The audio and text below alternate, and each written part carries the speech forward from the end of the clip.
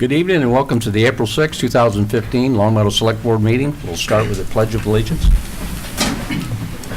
I pledge allegiance to the flag of the United States of America and to the republic for which it stands, one nation, under God, indivisible, with liberty and justice for all.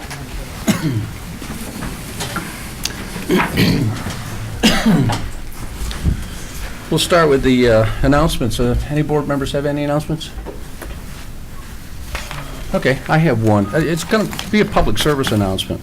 The only thing I say is that you get a lot of mailing out there, and there's a lot of mailings going around right now encouraging people to change their power companies. And I will caution you, if you get one of these brochures, please do a lot of research on this before you change your electrical provider. There are significant, and I mean significant, penalties involved with this if you go back to your old carrier or even to transfer this service. I know a person that did it for 3 days, and they're like, I think they've got a $1,500 penalty. So be very, very, very careful. Read it well, get on the internet, call your public service people, but do check this out really good. We're not saying anything's illegal. It's all legal what's happening, but the penalties are significant, folks. Okay, and if you don't mind, pass that on to your neighbors, please, because people, they're enticed the prices. The pricing is very enticing to jump on it, and if you read the fine line, some of it's only good for about 6-8 months, and then it goes to whatever rate they want it to float to. So be very, very, very careful. Stephen, you had something? I just want to, the Cooley Brook project, which is a Mass Highway project, will be, they may have they may have began work again today. They did. They're not, as far as I know, they're not in the street yet. As soon as we have a sense of when they'll be working in Long Meadow Street, they're still down in the culvert. We'll send out word through various means. But just to give people a heads up that may impact, Route 5 traffic will be impacted by that in the near future. Okay, thank you. Okay, no other announcements? Okay, we'll go on to resident comments. Do we have any resident comments tonight? Yeah, come on up, sir. Can you state your name and your address for the record, please? Oops, excuse me. Good evening, my name is John Bresnahan, 47 Falmouth Road. If I may, Mr. Chairman, I'd like to read a letter that we, Conservation Commission submitted to you on or about March 25th. I'm sorry, the what? Conservation? Conservation Commission, Long Meadow. Thank you. So again, this is a letter from the Long Meadow Conservation Commission to Chairman Richard Foster on or about March 25th. And what it is a request for remote participation.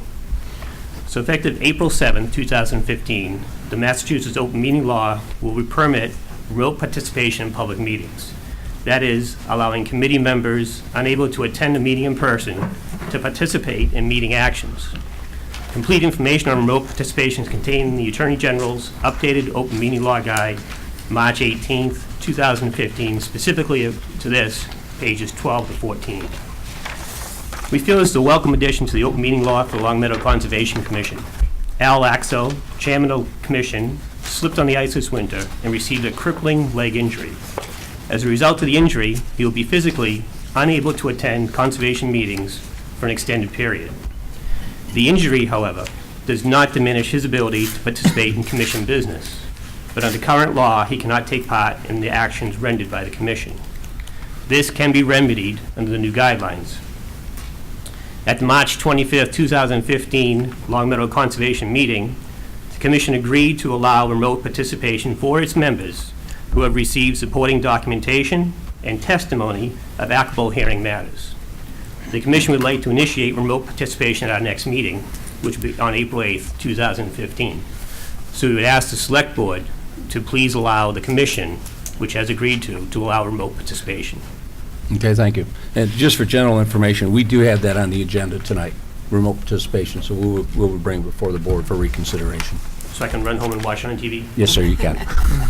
Thank you. Okay.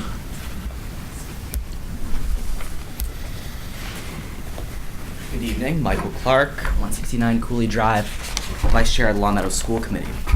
I'm coming before you tonight to speak with you regarding the submission of statements of interest on both Williams and Glenbrook Middle Schools. My message to you tonight is not all that different from the message the school committee delivered just 3 weeks ago, that our middle schools are in poor shape and that something needs to be done. The roofs at both middle schools need to be replaced. Both schools suffered from a lack of ADA compliance. Both schools need new windows, floor tiles, Williams needs new lockers, exhaust systems at both, emergency management systems, boilers, and the list goes on. In an age where we expect our students to be interconnected, we can't support the latest technology because of electrical service into the building being insufficient. In a time where our curriculum is changing to be more interdisciplinary, we don't have the space or the facilities to accommodate it. In a community where we see schools as a form of economic development, as pointed out by the town manager in a recent publication, we've left our middle schools in disrepair. Our middle schools have outlasted their function as school buildings. Williams is too small, its science labs are too cramped, it has asbestos glue seeping up through the floor tiles when the water table's too high. Glenbrook suffers from sprawl and an open floor concept of pedagogy that died with the Johnson administration. And this presents not only teaching challenges, but clear safety risks. We literally cannot close doors in some hallways because there are no doors to close. And yet, despite these challenges, both from an education and structural standpoint, our students have been resilient. They still perform above average on state testing. They still go on to high school to compete in athletics, at top level athletics, academics, and performance art. And they still go on, most of them, to a four-year university. And while our students still succeed in record numbers, we're still failing them as a community. We're still not giving them the same quality environment that we provide elementary students and that we provide high school students. Sorry about that, folks. That's really My impassioned. apologies. High school students. And while we can praise our teachers, and we should praise our teachers for our students' academic success, we must also recognize that their success is a direct result of the fact the community has made the necessary investments to help them be successful. So let me be clear on a couple things. A vote in support of submitting statements of interest to the Mass School Building Authority does not commit the town to anything. Rather, it indicates to the Mass School Building Authority that we are looking at improving our facilities. If we are selected, we will be asked to conduct a feasibility study, and this feasibility study is reimbursable from the state, regardless of whether the town chooses to move forward with any building project. I'll be clear on one more point.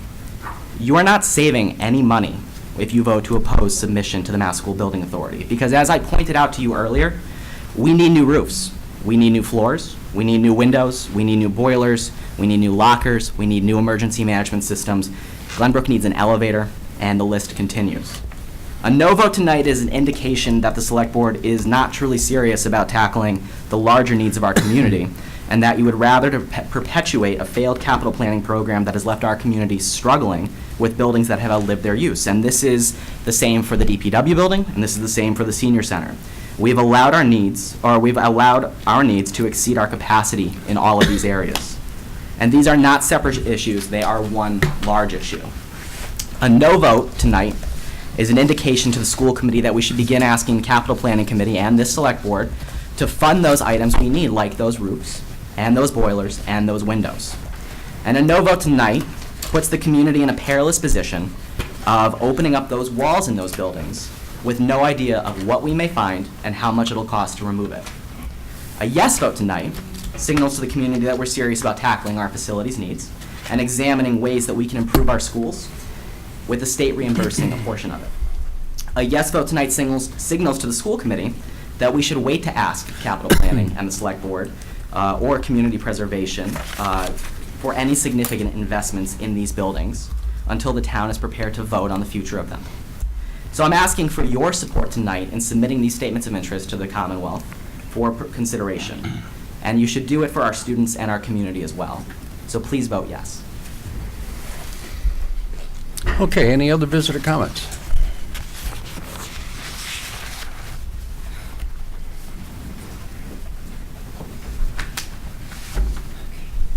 Mine here.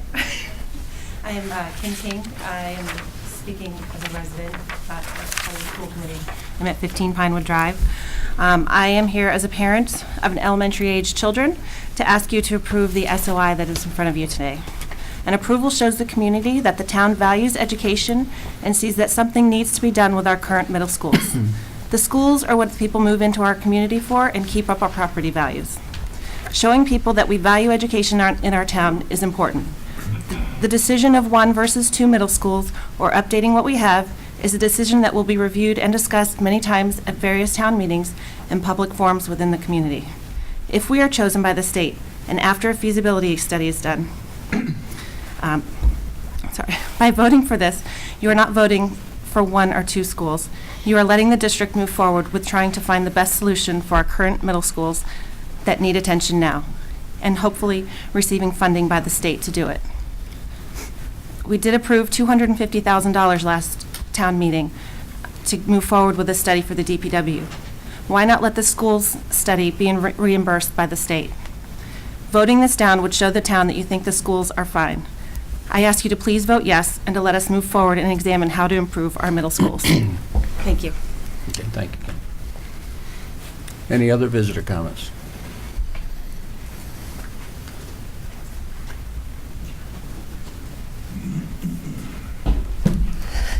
Janet Robinson, 57 Canterbury Lane. I am the chair of the school committee, but am speaking for myself, not on behalf of the committee. You know, my colleague spoke so eloquently and had a prepared speech, and I don't. I have just an analogy for people to understand of what submitting this SOI is equivalent to.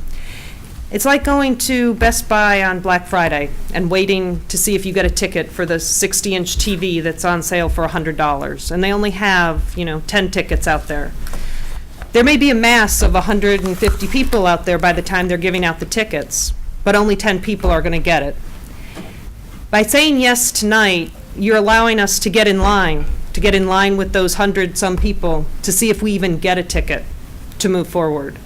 By no means is what we're doing tonight or what we're asking you to vote on tonight a guarantee of anything except being able to put our ticket in the lottery to be chosen by the Mass Building Authority to see if we even qualify to move forward in their process. And like Michael and Kim both said, whether it be one building, two buildings, whether it be renovation or, new construction, none of that has been determined. None of that will be determined until a feasibility study can be done. Again, the feasibility study is reimbursable, so it brings in a new set of eyes. We all, can look at buildings, we can all look at the structures and be armchair architects and armchair contractors, but none of us have the experience of being in there and doing it and knowing what is best. We aren't community planners, we aren't architects, we aren't construction workers. So all I ask is that you consider voting to submit the SOI, to send us forward, to give us a chance for that bargain TV that everybody wants on Black Friday. But for us, it would be a chance to see what we could do and how we could improve our buildings. Thank you. Thank you, Jan. Anyone else for visitor comments?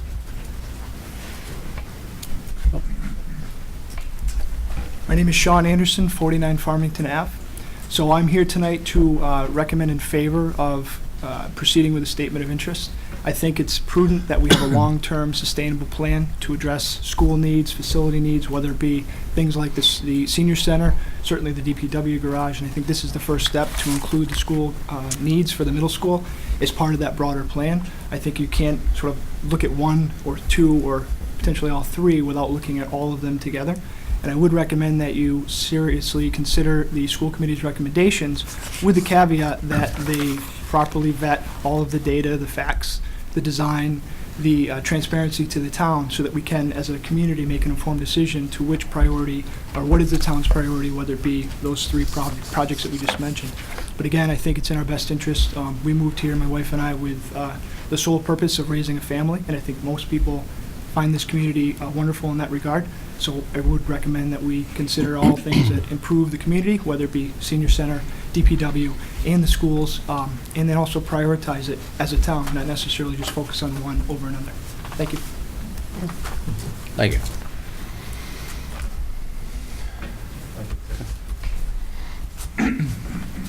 Hi, good evening. I don't have a prepared statement. My name's Aaron Mather. I live on Congress Street in Long Meadow.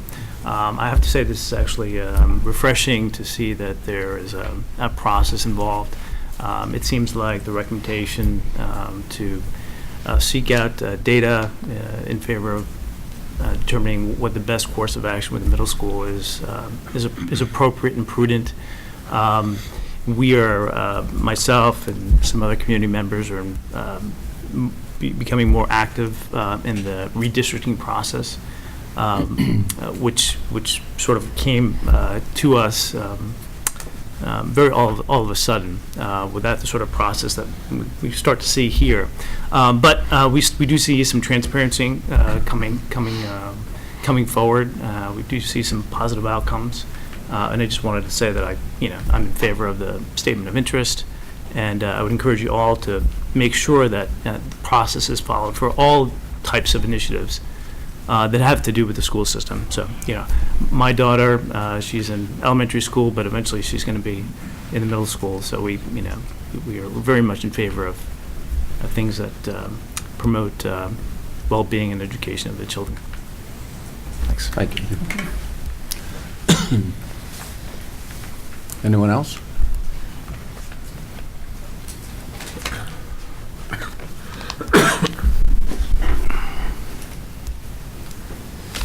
Good evening. Alex Matreska, 68 Ellington Street. Just want to first off start by saying that I don't want to be misunderstood that they're not advocating for schools. My family has been a huge advocate for the schools in this town. We've been very vocal about building of this new high school. My wife has chaired LEAF 2 years in a row, fundraised a lot of money, and spent a lot of volunteer hours for the school, for the benefit of the school. So I think this community, a lot of people put in a lot of effort for good schools in this town. I've sort of the last 3 weeks been thrown into the redistricting process of the elementary school, and for the last 3 weeks I really haven't had much chance to sleep because I feel like some of these processes feel rushed. I feel like there is a big picture, but I didn't think that big picture is revealed to the community, and I think that's sort of it's bothersome. There's all of a sudden this rush to move children from the elementary school in Blueberry to create spaces. I don't know if that's because the assumption is there's going to be a new middle school that's being built. Those are the things that bother me. Like, I have to sort of read through between the lines of what is the big picture. And so my daughter is going to be in middle school in a couple of years, so I want her to go into a new middle school. Williams definitely needs to be addressed, but I want to see that big picture, and I'm not hearing it from the leadership of the school committee. So I want them to explain what the picture is. Just moving 60 children to center school is just really kicking the can down the road in 5 years to have a redistricting again. So as you thoughtfully consider your options, I want you to at least seek and understand what that big picture is. Because this town, in addition to schools, also needs a lot of the facilities like DPW and the sewer and all the infrastructure that needs to be done. Thank you. Sir, could I just ask him a question? I didn't understand what he said. Sure. One thing, because what's the could you explain the connection between the redistricting and the middle schools? Sure. So, in February 25th, the superintendent sent an email out targeting a specific neighborhood that was redistricted 10 years ago and saying this neighborhood is going to be redistricted again for this fall. Sets off a 1-month process only. Usually the school districts in the last few years across the state have spent 6 to 9 months thoughtfully considering all the options. So that's where my line was in terms of rushed. This is the solution, we got to move forward with this. So Blueberry Hill is not overcrowded, and it hasn't been overcrowded because the enrollment has been steady for the last 10 years. Public data, you can see it. It's 500 roughly students for the last 10 years. Those are facts. What has happened is there has been a decrease in enrollment in the other schools, Center and Willow Swamp. So that's apparent. But on average, in the last 10 years, Blueberry Hill has had 110 students more than Center. So this is the average. If you look at the 10-year average, it's 110 students. So this is nothing new. But then I woke up one day and I saw all of a sudden we got to move 65 children from Blueberry Hill. No grandfathering other than incoming 5th graders is considered. So to me, that sounded that somebody woke up and said, we need a sense of urgency. We got to create 3 classrooms. I don't know if the thought is, let's house 6th graders there from Williams while something is being built. I don't know. I'm not saying that for certain, but I'm just curious why this has not been addressed. 3 years ago, this process could have started the redistricting, and it could have been done by now gradually. And that's where I think a lot of things are just sort of being done rushed instead of carefully thought out. That's sort of my concern. Hopefully, that's Okay, your thank question. you. Sure. Okay, thank you. Do we have any other visitor comments? So, okay, seeing no other visitor comments, we'll go on to select board comments. Alec? Last week, on April 2nd, I attended an opioid abuse panel at the Federal District Court in Springfield. And this is just part of kind of a larger conversation that's going on. Last week, there were panels with the state in various places. The federal court panel that I attended had Richard Neal there, District Court Judge Mark Mastriani, former DA, and what they called it was an epidemic. And anybody who was there could not fail to understand that it was a call to action. And one of the issues that Mark Mastriani brought up, and he called upon his experience as district attorney, was that local communities aren't really grappling with it. They're pretending that it's somewhere else.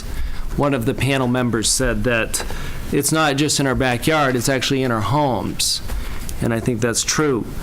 I learned only through the Longmeadow News a couple of weeks ago when Senator Lesser wrote a letter, said that there were 2 overdose deaths in Longmeadow in 2013 and in 2014. It was a little disconcerting to learn it in that way, and what it told me is that we have not addressed this issue at all in the 2 years that I've been on the board, and we've got no information about it. We've got no information about overdoses, about drug investigations. I brought up the paltry amount of information we get from the police department, and to no avail. The town manager has been against providing more information. The board hasn't shown the will to make the town manager provide more information. And I must say, having gone to that panel and getting my eyes opened up even more, told me that we need to be part of the solution. And if we're not part of the solution, if we're not pushing this issue forward, we are part of the problem. And so and what I'm saying is that for this board, I would ask the chair to put it on the agenda at the next meeting. That's the urgency that we're dealing with. It's thinking about what are we going to do today and in this week, not for pushing it down the road, because people are dying. There have been hundreds of people who've died in the state this year, and we know that some of those people have been people in Longmeadow.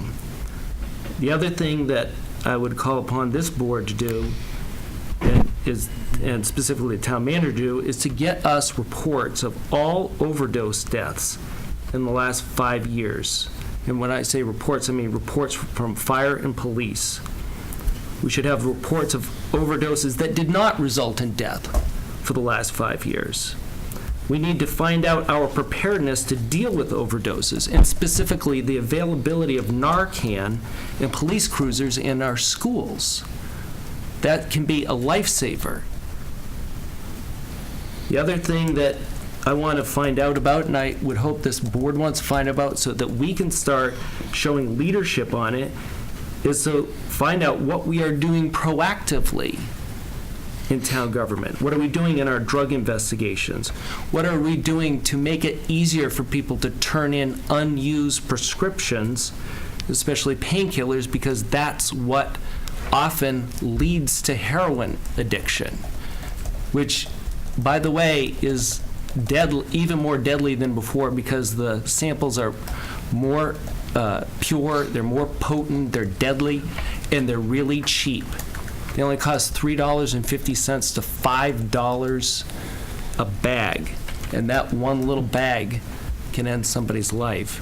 So, so my comment is a call to action to this board for us to be part of the solution in the ways that I mentioned. I can send an email listing the things that I just mentioned in case anybody did not take it down. follow up with an email to the chair if you wouldn't mind, please. I will do that. Okay, thank you, Alex. Any other comments from board members? Paul?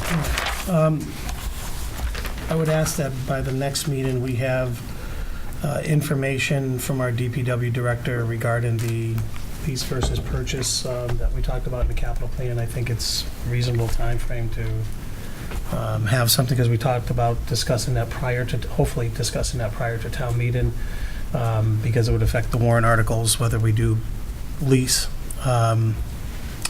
The other thing I'd like to talk about is, and I have some information, I got it too late to send to everybody. At the MMA conference, there was something that the municipality can do for its residents.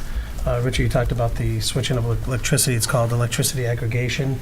It's something that there's a company out there that Mark and I talked to. I know we stopped by their booth, where the residents, the town can go out there and seek bids and help us put together a package for electricity aggregation for residents to help reduce electricity rates. And it's something that I'm going to forward you the information to the whole board. And if you think you can fit it on an agenda at some point, the contact information is there. Hopefully we can have someone come and talk to us about it. It's not going to, it could also work for the town as well, but I know we're on a cycle in terms of doing things like that. And the other thing I wanted to ask to have on the agenda, whenever we can get to it, hopefully in preparation for fall town meeting, is to look at that, I think Maria mentioned at one point, the Drainage Enterprise Fund, to look at our drainage system. And I think it was Northampton or Amherst that had a vote on that at some point, as to something, whether or not that's what we want to develop. Obviously, we can't do this at the May town meeting, but, so we have some time, but potentially it could hopefully look to have something by the fall town meeting. Ken? You mean stormwater utility? Stormwater utility, I'm sorry, drainage, yeah. You want it as an agenda item? When he He's feels he asking for it, can, yeah. feels we can fit it on there. Any other agenda items or comments? Okay, just so everybody's aware, this list is all agenda items that we're trying to get on the agenda. It's like, sometimes we can't get them on when everybody wants them, but we certainly do try, and I appreciate it. Yeah. I was open-ended. Oh, and I know, well, no, I appreciate it. Yeah, Alex was not near as open-ended, but yours was. We try to accommodate every need, so. It's true. We got a pretty good-sized list, too, Well, so. I think there are only a few involving people dying. Well, I don't know. It's an issue. It's many, many, many issues. I've also been working on an issue, too. I've been kicking around something. I read a report talking about, there was something in Sunday's paper talking about the long-range growth in the communities. I think Long Meadow's schedule, our numbers are going down as far as our 2035 for our population. Some of the other communities are going up, especially East Long Meadow. A considerable amount of growth takes place at East Long Meadow. And I sent a letter up to one of the professors up in Amherst, and it was asking about, they did a Worthington Street study downtown, and they had their graduate program make up a wonderful community development package there to kind of show the way for Springfield. So I got the interest on saying, where's our community going to be in 2035 or 2030? That's a very short period. It's only 15 years out. Because when you sit on the board and you start reading a lot of different reports, you see a lot of the graphs and charts that don't seem to be going in the right direction. The tax base going up, our valuations going down, state aid certainly not increasing. Our growth is well below other communities around us, and we don't seem to have ways of cranking in growth. We don't have the privilege and the honor of having the wonderful staff like they have in Springfield, where Stephen would have 4 or 5 people assigned with him to be able to do community development projects and do the research. Every bit of this falls on one office. As I say, we're a small community, we're a built-out community, and subsequently we don't have the luxuries of being able to do what some of these large communities are doing. But needless to say, I think we have to still look out. We must look out, and I think Mr. Pasturgic's talked about our levy limit now. We're possibly one override away from levy limit. And folks, when we hit levy limit, there's nothing else you can do except get rid of people or programs. You're maxed out. And we're delicately close to that. We're the highest tax base in the Commonwealth. So the trends are going there.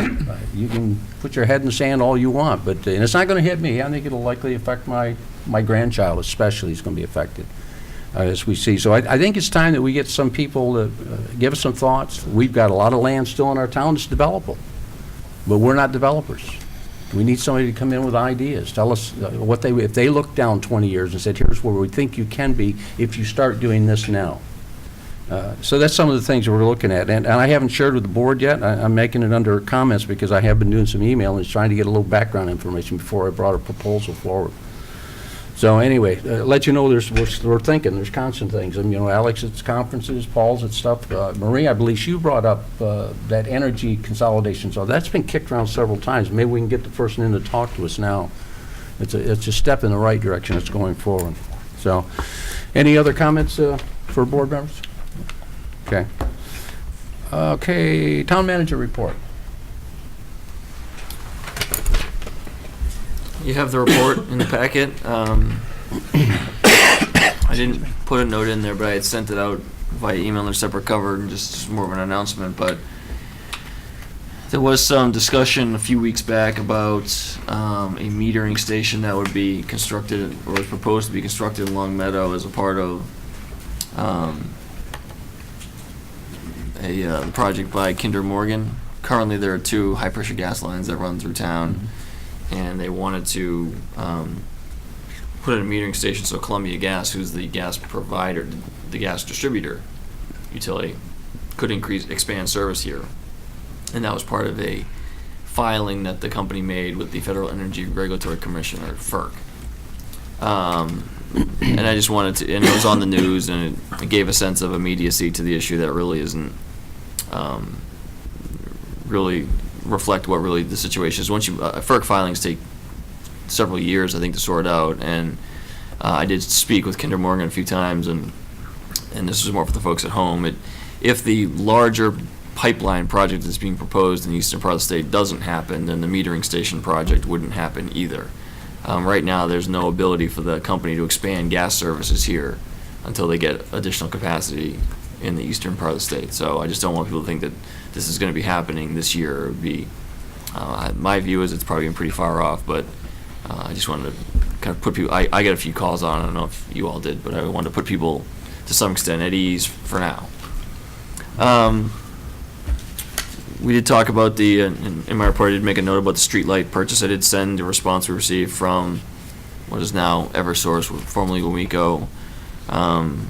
I did speak with our consultants for that, George Woodbury, and he will be, he's willing to attend an upcoming select board meeting, possibly the next one, in perhaps an executive session to discuss what our options are going forward.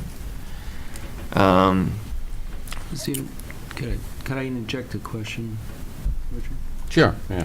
So on that point, Stephen, have we done what we need to do to make sure our grant money doesn't get lapsed? Mm-hmm. Yes. You've sent something in? Okay. I've kept the state Green Communities Office in the loop. In fact, we recently, before we signed up for the next phase of work with Mr. Woodbury, we did send an amendment really to our grant application, saying, can we spend some more money on soft cost to continue this fight? I don't think we foresaw us getting in this position we're in now, where we're essentially now probably going to have to fight at the Department of Public Utilities with the utility company, because their charges, their methodology for creating what's called the net book value, or the purchase price of the lights, doesn't fit with what George thinks is a reasonable approach, or even allowable under previous DPU decisions. So it really does get into the weeds quite a bit, and there may be a legal challenge the town may choose to mount to pursue this, and that's one of the things we want to talk about with him. Because when I was at the MMA conference, I talked to, I can't remember which agency it was, but it was the one that deals with it. They said you can just make the request, but that needs to be done. But so I did that. You've done it? Okay. Yeah, actually before the MMA meeting, because All right. I went and thanked them profusely for granting the request. I have a question on the streetlight purchase. We're talking about the lower end, and this is obviously the higher end, 519. What's the lower end? I mean, did George consider reasonable? Are we talking about a $200,000 difference, or $100,000? I think it's probably in the hundreds of thousands. The So it's difference. more than 100,000. Okay. Yeah. I mean, and we'll have to talk to him about that, but it's substantial enough where, it's like anything. What's it cost to sue versus the difference in price you'd pay? Right. Especially since we've kind of accepted that this is a goal that we want to accomplish for the town, is the purchase and conversion of the lights. everything he said to me has indicated that this is beyond what you would accept. And like I said, I think it's best to hear that message from him and lay out the options. And time-wise, if, let's say, you came to a price tomorrow, how soon could this process the purchase be completed? Are we talking about a 6-month process or a 2-month process once we finally came to an agreement? And if we're talking about going in front of an agency, DPU, are we really talking about years? So what is the... I'll defer to him on those questions. Okay. We've entered a contract with a new trash hauler. We'll be issuing a more detailed report in a future packet about the specifics, but it's with Waste Management. We've had Republic Services for the past 5 years. They will continue to be our hauler until June 30th. We did go out and solicit proposals. It's exempt from Chapter 30B, so it was not a strict RFP.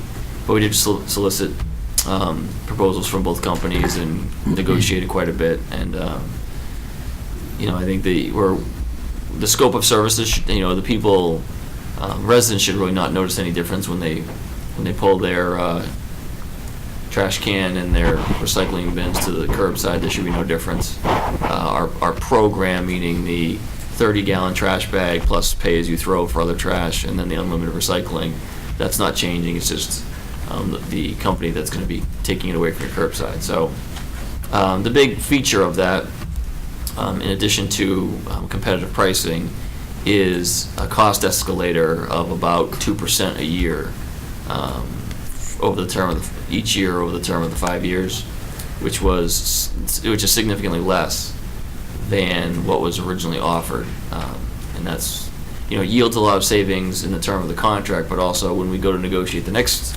agreement in 5 years, our starting point is lower, tens of thousands of dollars, if not hundreds of thousands of dollars lower than it would have been had we had a 3% increase. The overall value of the contract is over $3 million, so it's a lot of money. So the team, which included Mark Gold, as well as Arlene Miller, our solid waste recycling coordinator, Mike Rabel and Chad Thompson, our procurement officer, did a great job really working this out. So I'm happy with the results. I have the item about Quinnipiac. I'll hold that till we get to there on the agenda. The surrounding community mitigation meeting, the ombudsman from the Gaming Commission was out. I included in the packet the information he provided for us. We did meet with them, and Richard and I met, and wasn't a lot of substance cover. It was more, here's a process that's going to get started, and once it gets started, the people who are involved in the process are going to figure it out. So it's very generic at this point. I have a question about that. You mentioned that there's an additional $100,000 set aside, and then we have to prove the $100,000 losses or costs. And so what we've set up in our initial measurements is going to be helpful to that. And how soon do we have to have those reports into them to claim the $100,000? It's really the $100,000 specifically for construction impacts, and so I don't know you have to demonstrate the losses necessarily. You just have to demonstrate that there will be construction impacts, and I think they will carry the money over, but because they understand that because of the timeline, the timelines that we're working under were the timelines set by the statute, but that implementation got delayed until the November election, so everything is kind of really catching up. Which is one of the reasons why these processes haven't been established. So the short of it is, I think we have some time. We have started talking internally about construction-related impacts that we can mitigate, and and to see, what options we have. So there's no deadlines yet? Not that we're aware of, no. Okay, great, thank you. So then there's just a couple quick things. The DPW facility, we've entered negotiations with Weston and Sampson to be the feasibility study and preliminary designer. They do an awful lot of DPW facilities. They're a big firm. They made an excellent presentation, and if we're able to work out a contract, I think we'll get excellent service from them. The website reconstruction is underway. We're in a bit of a lull right now because the migration of all of our current website content has occurred. Now the folks in Kansas, where Civic Plus is located, are in the process of kind of building it, folding all that content into our new design. So we should have something, I'd say in the month of May, where we'll be reviewing kind of a working model of the website. And the personnel manual, like I mentioned before, we're very, very close to finishing revisions to the personnel manual, which, as I noted, hasn't really been done in a meaningful way since 1993. So it's important to have updated personnel policies, and that's something that I made a priority because it's a very important management tool for managing the workforce. I think that's about it. I'll open it for questions. I don't have a question. I just want to point out to the board, Stephen noted the trash contract was signed. I was trying to figure out whether it's our second or third largest annual expense after utilities or something like that. It's give or take $600,000 a year. That's just to have people literally drive around town, pick up our trash, and take it to a disposal site that we have a separate contract with. This doesn't include disposing of it, simply picking it up. The negotiations will, over the life of this, relative to what might have been a simple 2 or 3% escalator, it will save the town hundreds of thousands of dollars, I think, and it was well worth the effort. And I want to reiterate my thanks to Stephen, Arlene Miller, Mike Rabel, and Chad Thompson. There were a lot of meetings over a lot of days over a contract that's worth a lot of money to the town. And our expectation is that the only difference is that instead of it being green trucks, it'll be blue trucks coming around starting July 1st. We believe that Waste Management is a outstanding firm and will demonstrate their ability to execute this contract the way the people in Longmeadow expect us to execute these contracts. Go ahead, Mary. Actually, I had a question on that. You said there was the 2% escalator every year, but this upcoming budget year, are we going to see any increase that we have to anticipate? The short answer is perhaps not. But I can't answer it exactly, Marie. What we've done as part of this contract, something we started 5 years ago, is when you're dealing with somebody who's driving big, huge trucks that use a lot of fuel, that are idling and this, that, and the other, the big uncertainty is the fuel costs, and they never know what it is. And so 5 years ago, we started it, and we've continued it. We actually decouple the fuel costs. We pay them no fuel, and then we have a separate payment for fuel that escalates with a fuel contract, so that we're not paying them for the potential of fuel going up or down. We pay actual fuel costs. And so if fuel costs stay level, the answer is our costs will stay level. If fuel costs go up, we'll go up a little bit. And the good thing is, if fuel costs should go down, our costs would go down. I hope that kind of answers your question, Stephen. I don't We know. did build an increase I think from last year's should be cost to finished. this year's cost, so we should be fine. Yeah. From a budgetary standpoint, we should be fine. That's what I wondered. All right, thank you. Yeah. Any other comments? Don't we usually get all the reports of the departments at this That's point? in the second meeting of the month. You wanna- Right. Any other questions? Question on that, but on the correspondence, you mentioned Amtrak doing the spraying, and is that sent to Conservation? I believe Conservation gets a copy of They that. do, I yeah. did, yeah. Because when he came, it just made me realize they Yeah. probably appreciate saying that. Yeah. Because that's their land. Thank you. And I should have put this in here, but I did, to your comments, Alex, we did recently write, I don't know if it's a grant or just submit an application, but to get a secured prescription drug drop box that can be installed in the lobby of the police station, and CVS is sponsoring that program, and so we submitted an application to get one of those. To follow up, I'd like to also have a conference call with you and Alex, so maybe we can flesh out a little bit more of what Alex's expectations are, so we can make a productive session instead of just question and answer. So Alex, Sure. Okay, so we can get down to the bottom of it. Okay. Anything else, Stephen? I think that's about it. Okay, good report. As I say, there's a lot of things going on. This is just a sample. Okay, let's see. Old business, SOI. I'd like to entertain a motion for approval of the SOI. So moved. Second. Okay, we're in discussion. Well, wait a minute. When you say the SOI, what do you mean? Well, the SOIs. There was two Together. of them. The package SOI. I don't know. Can I change that? Yeah, you can say. I make a motion to approve the statements of interest submitted by the school committee to the select board for approval. Thank you, Paul. There you go. Seconded. Alex, you second it? Yes. Okay. We're in discussion.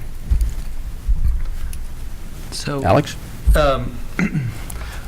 As you guys probably gathered when you got my email with all the research studies, I've devoted quite a few hours of trying to figure out whether this is the right thing for our community.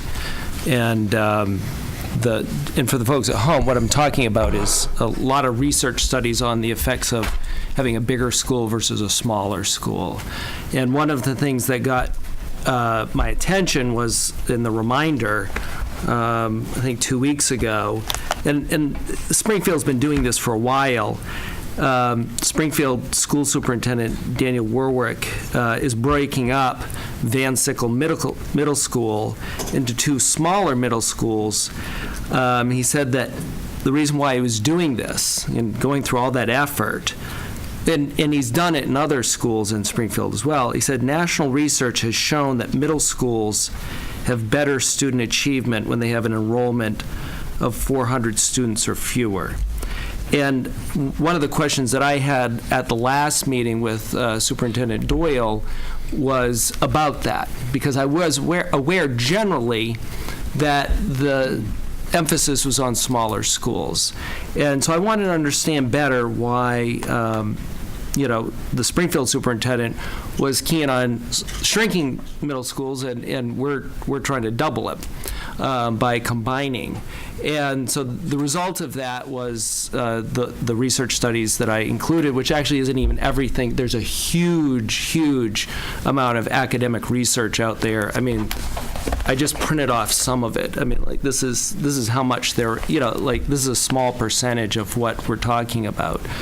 And it's pretty, I mean, there's really no debate. I couldn't find anything that actually said, let's go for consolidation. One of the things that Michael mentioned in his visitor comments was, the open space plan at Glenbrook kind of died with the Johnson administration. I agree with that. Unfortunately, one of the other things that died around that time was the whole consolidation bid.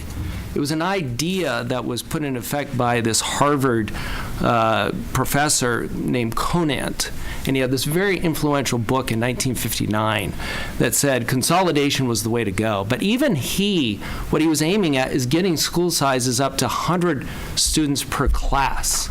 Because at that time you had very, very small, you even had one-room schoolhouses. And what happened is, it's gone way beyond what Conant envisioned. And it's clear, the research indicates that smaller schools in general are better. It's a positive factor. Obviously, it's not enough. I mean, you could build a small school and it could be terrible. You could build a large school, it could be terrible. But, the question is that factor a positive or a negative? And I raise that question because, we're looking at spending a lot of money to make it bigger. And I would hate, at the end of the day, to spend all that money to come up with a school that, has positive and negatives compared to what we have. And that possibly that we would end up with something worse in the grand scheme of things when you look at education in total. And, part of that is a sensitivity to how much the new high school has already put pressure on our budget. I mean, Richard, you sent me around, and I think probably everybody's aware from our budget that we have $3.6 million as part of our budget this year of debt service. $3 million of that is the high school. So, when I think about the fact that the school committee passed a budget and then had to go back and reduce it even further. You know, I was the only one who actually voted for the school committee's budget. Everybody else voted for a smaller amount. And even to that, you know, and one of the things school committee said was, or I think the chair said, according to the reminder, was that, you know, they were cutting to the bone. You know, and I think about what that $3 million could do for our schools right now. And so the question for me is, you know, before we embark on a process to combine middle schools, I want to be real confident that that's the right thing to do. And, you know, the research, you know, that I sent around really does apply not just to urban schools, not just to poorer environments. You know, I'll quote one thing. It says, a recent compilation examining 103 studies, so this is sort of a study of studies, observed that many of them find student performance in smaller schools superior to that in large schools, while none finds the reverse to be true. So right now, we're kind of at a great size. I mean, the problem is we have a lot of physical deficiencies. I mean, I went with the superintendent and toured the facilities. There's no doubt that there's deficiencies, you know, but the question for me, you know, is if we're going to embark on a process that will acquire a momentum of its own, and once it goes to the state, they'll be kind of in the driver's seat for a while. I wanted to be clear that, you know, going to consolidation was going to be a positive. I couldn't find anything to support that. I've had some discussions on email with the superintendent. She's provided a list of middle schools in the state with high MCAS scores, generally affluent communities. And those affluent communities tend to have high MCAS scores. But the question for me is, are those communities, and is this community, are we succeeding in spite of large schools? Are they succeeding in spite of large schools or because of large schools? And that's what these research studies, you know, some of these are really good. You know, one of the studies is from Educational Policy Analysis, and from 2004. It was done with a grant from the National Science Foundation. The authors are from Ohio University. They looked at socioeconomic status. They looked at middle schools. They looked at elementary schools. They looked at high schools. And like I said, you know, the clear message from all this research is that smaller schools, you know, are better. And that where we're at right now in terms of size is a really good size, and where Springfield is aiming for. And so I have a lot of misgivings about doing something as radical as combining schools, especially since we haven't had a lot of time to digest it. And the community certainly hasn't had much time to digest it at all, or to even grapple with these studies. You know, when I asked for the studies that the research that the school committee had looked at, it was only that chart, which again just kind of showed a correlation between school size and MCAS scores. None of them were true. You know, that was not a research study. So I guess what I'm going to be in favor of is submitting an SOI from Williams Middle School and not for Glenbrook. And so I would be making a motion to amend the, well, I guess a motion to amend the original motion, which is to submit a SOI for Williams Middle School and not Glenbrook. From people I've talked to, people who've been there, from my observation of the school, I think it's in worse condition. I think it's also a way of trying to do some prioritizing. We've gotten, you know, a lot of emails from the community. Some of them are echoing what people are just saying generally, which is, you know, we can't go too much further with taxes. So we've got to be really sensitive about that. And it was for that reason that I was not in favor of the new DPW study, because of the need to prioritize and to look at everything together. So my motion is to just have the Williams Middle School SOI.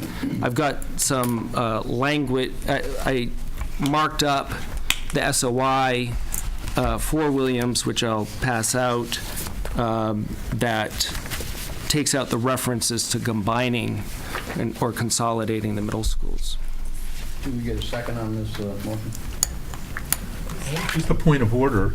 Since the SOI was not only needs to be voted by us, but was voted by the school committee, I'm not sure that, it's kind of like the two houses of the legislature, that we can unilaterally vote to amend the SOI.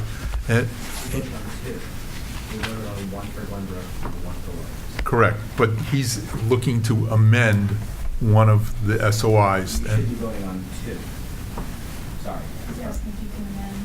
And I don't believe that we can, and again, I don't know, but I would suspect we can't amend it, Alex. I think we'd have to vote it down, send it back to the school committee Well, and they could for vote, their amending. and they could vote on it. Yeah, Right. I'm just making the comment. Might I suggest that for efficiencies, because we have to have it approved by the 10th to be able to submit it to the state, that if you do decide to not approve it and you do have an amendment, suggest your amendment so that we can try and meet before the 10th to approve your amended SOI? Folks at home, will use a microphone? Yeah, folks, yeah. Thank you, Dave.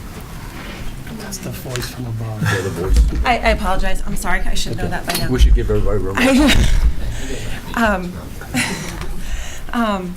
We have to have the SOI to the state by the 10th of April.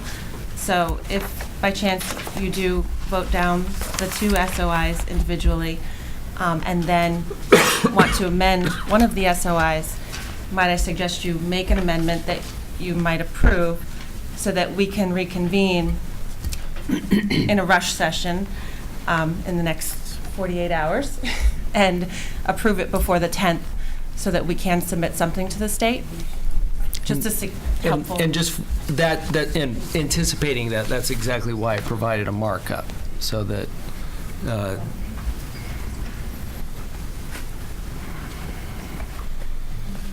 Okay, well, Mark, your point's well noted, because that's what I was chatting with Mark. I'm not sure, I'm not sure we're on solid ground on the issue, but, excuse me. I'm going to ask for a second.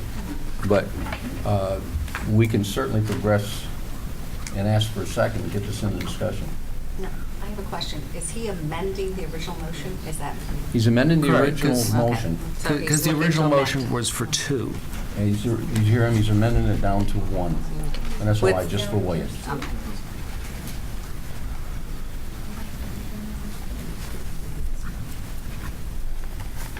Is there a second for this amendment?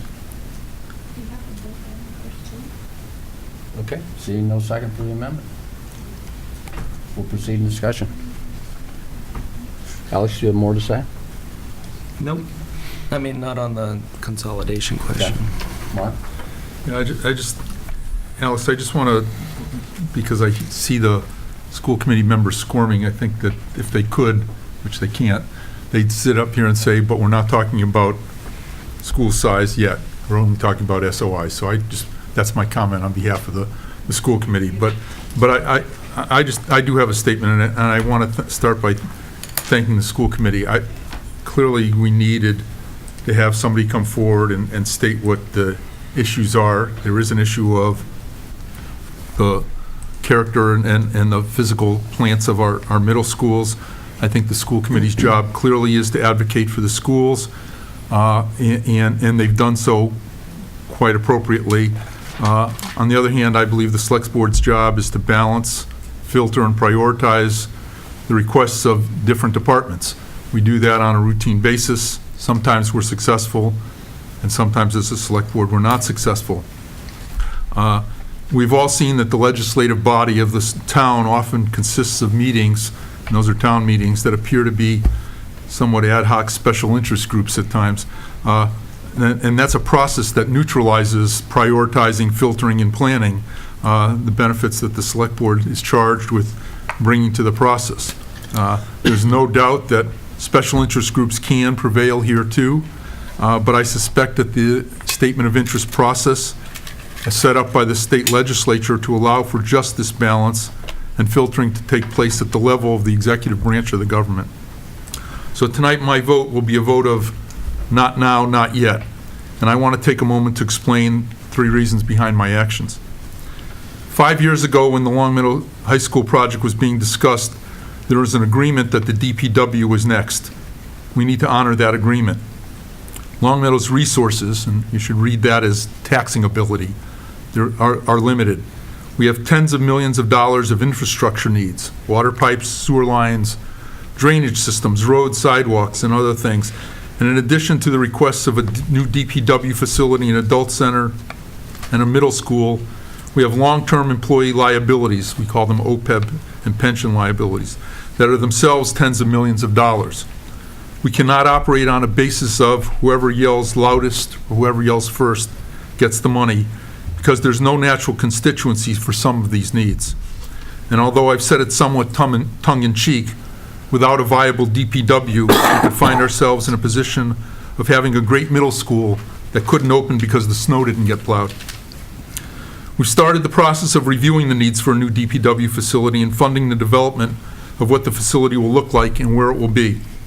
We need to complete that process over the next 3 months to present this plan to the town and find out what its impact will be on those town resources. In private discussions, I've heard members of the school committee say they don't necessarily expect to get selected for 2016 funding, and that this SOI submission is really a way to do a feasibility study and coalesce the effort for developing a plan. Well, 5 years ago, I heard the similar thinking about the high school's SOI. And then when the state selected Long Meadow's proposal, we heard, we can't afford not to accept state funds. But I don't believe we are yet prepared to raise the funds needed for our share of this project. And therefore, we shouldn't be seeking state funds at this time.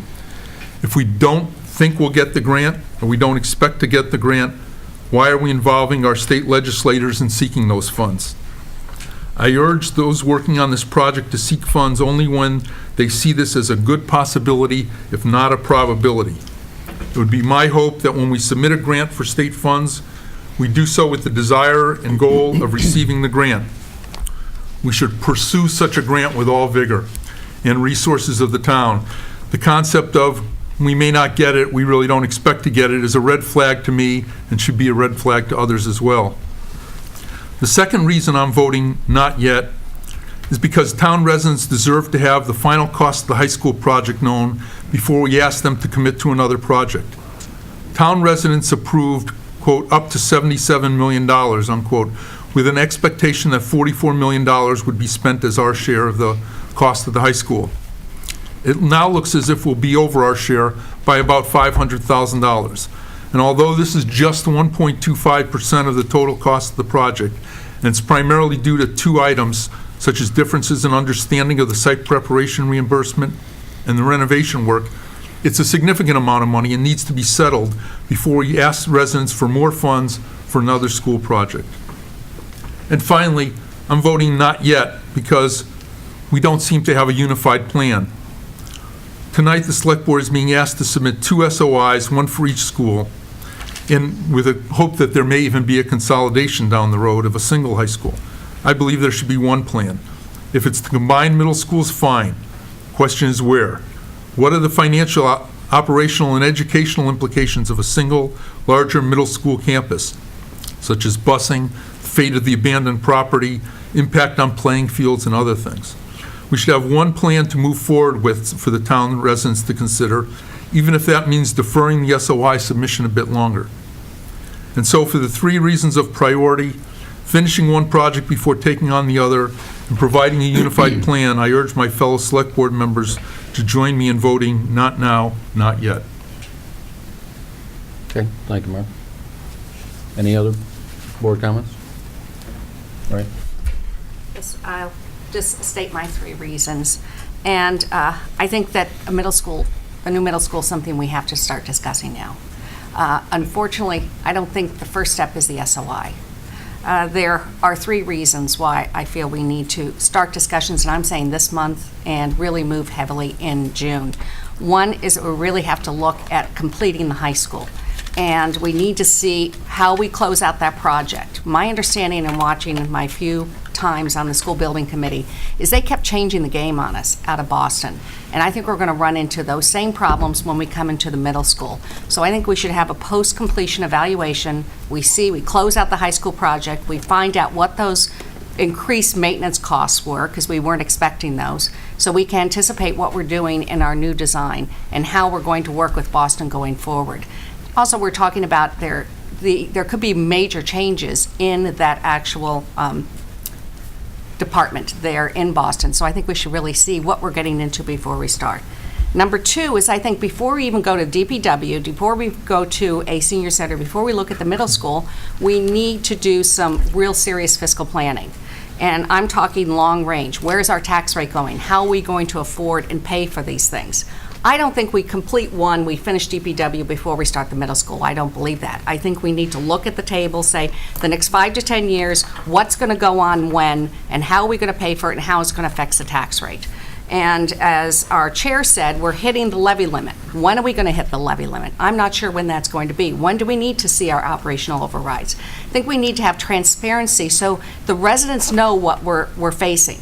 I think in many ways we don't know what we're facing, whether we're talking DPW, we're talking the senior center that people are talking about in town, and the middle school. But all these are really valuable projects, and I feel that we do need to start discussing. I don't want to hold off repairs. I think some of the emails that I received in regards to the SOI were concerning to me when they said there are things in the middle school we should be looking at now, rather than saying in 5 to 6 years we're going to have a new middle school. Let's talk about the experience that our students are having right now. And so I think that it is important that we have that. The third thing is transparency. One of the things I hear is that residents want to have input. And I don't think that 1 or 2 members of the select board should be deciding whether it's going to be 1 or 2 schools. I think that the parents should come forward. That's why they moved into town, because they had a special feeling on what they wanted in their schools. And these are very intelligent, knowledgeable, informed parents. I'd like to have more of these forums to say what our plan is. Now, Mark Gold says, let's have an actual plan. Well, that would be good. But that plan, I think, should be input from the residents, from the people, and saying, this is what we really want. Once we have built that consensus, I think you're going to have this board, the finance committee, and everything back into a plan. But it shouldn't be competing fights. It shouldn't be DPW against the middle school, because we can't wait for one for the other to be completed, because these needs are now. And I think that the superintendent talked about, well, maybe we should be looking at joining some of the projects. We would have some savings there. And I think those are discussions we really need to start having now. So do I say we need new middle school or middle schools? Because that's a strong possibility. The idea of neighborhood schools and transportation is a big issue right now.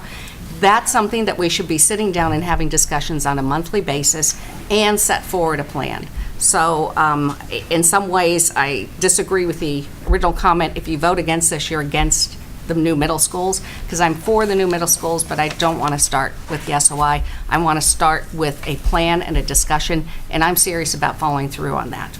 So unfortunately, it would be no for today, because I think we haven't done that preliminary work, and it's really on us, because we've been too busy with other issues, and we have to sit down and say this has to be a priority for us now. Thank you. Well, thank you. I think I'm very happy to hear that the select board wants to have a plan, because I think about a year ago, Mr. Foster and I presented something called the Vision, which really was an idea and a thought about putting all these projects, because at that time we said all these projects are facing the voters a year ago. Council on Aging, DPW, middle schools. And it was a dead cat bounce. No one cared about it. So now we're going to start talking about we should have a plan a year later. What's interesting is I think everybody should understand that the 3 capital projects that have been mentioned before you tonight have nothing to do with the levy limit. Those are called debt exclusion overrides, and they do not affect the levy limit of town. It'll affect your property taxes, but it has nothing to do with the levy limit, which is our ability to tax people for the operational ability for the town of Long Meadow.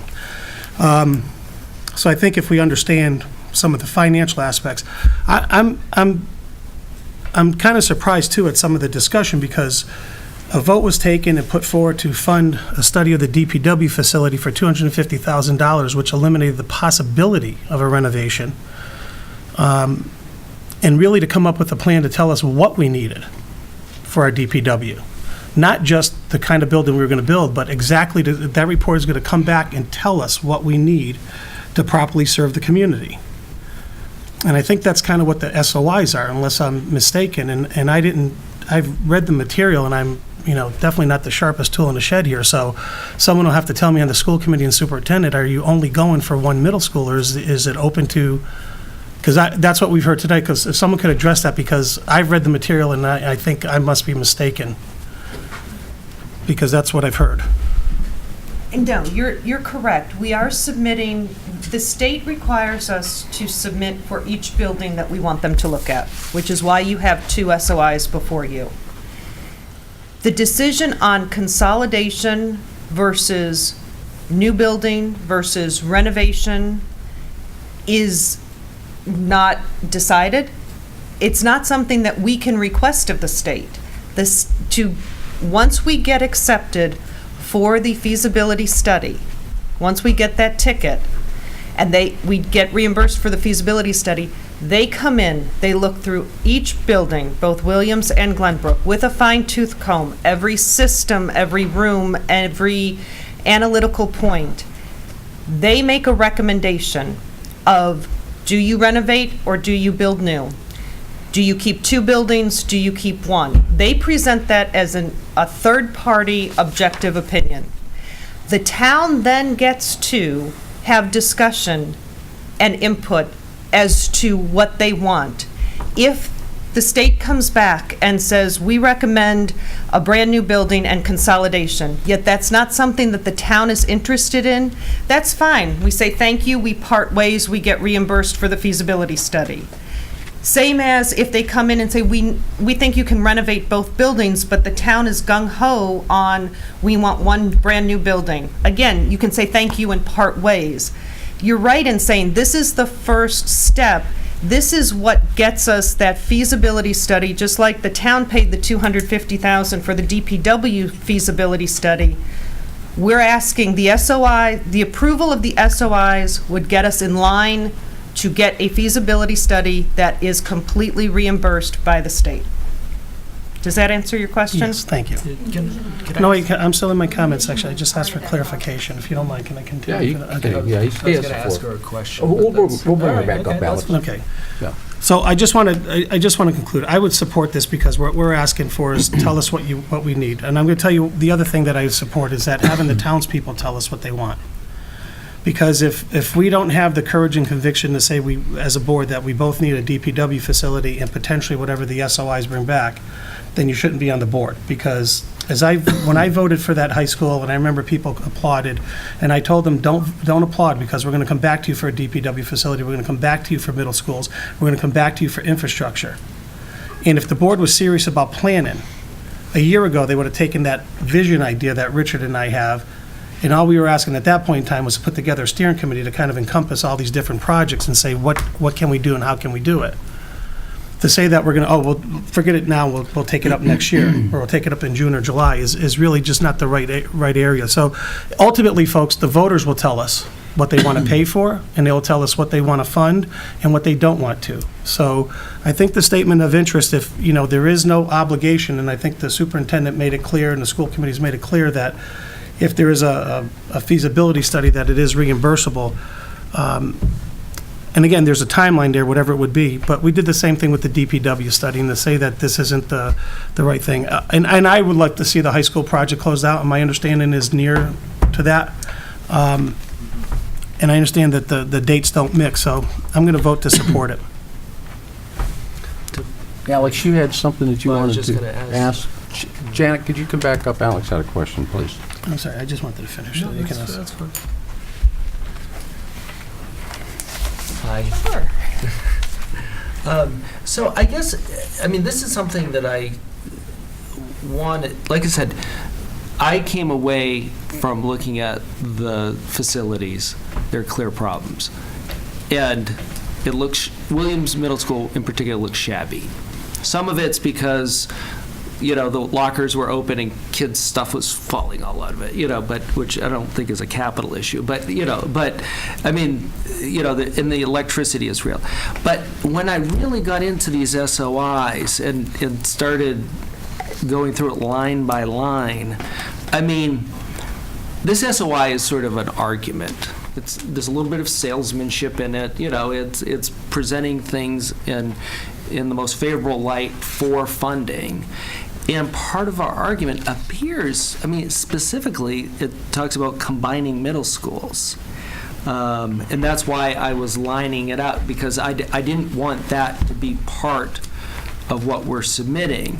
And so to me, if we submit it as is with the specific argument in favor of combining, then, I mean, that's our representation to the Mass School Building Administration, that's what we're trying to do.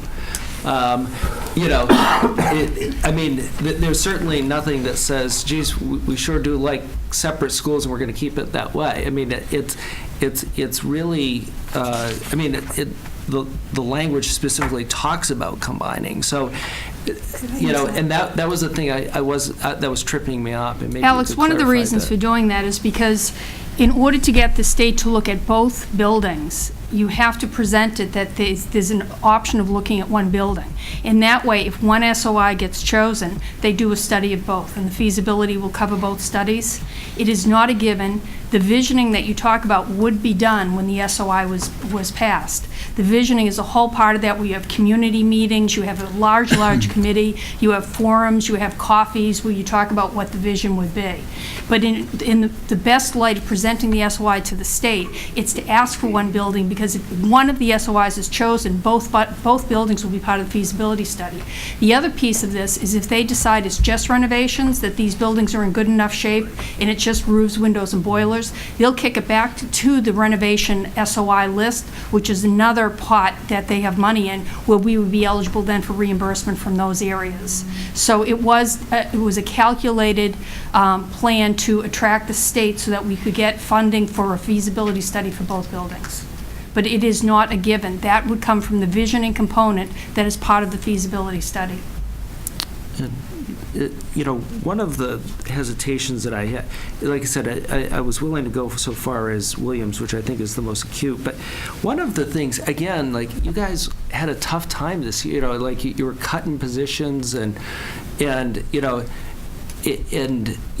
could see us winding up with a school that has bigger class sizes, because our operational budget gets pressure.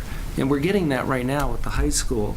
I mean, like, I would love to see us spending money on recruiting, identifying, and rewarding highly effective teachers.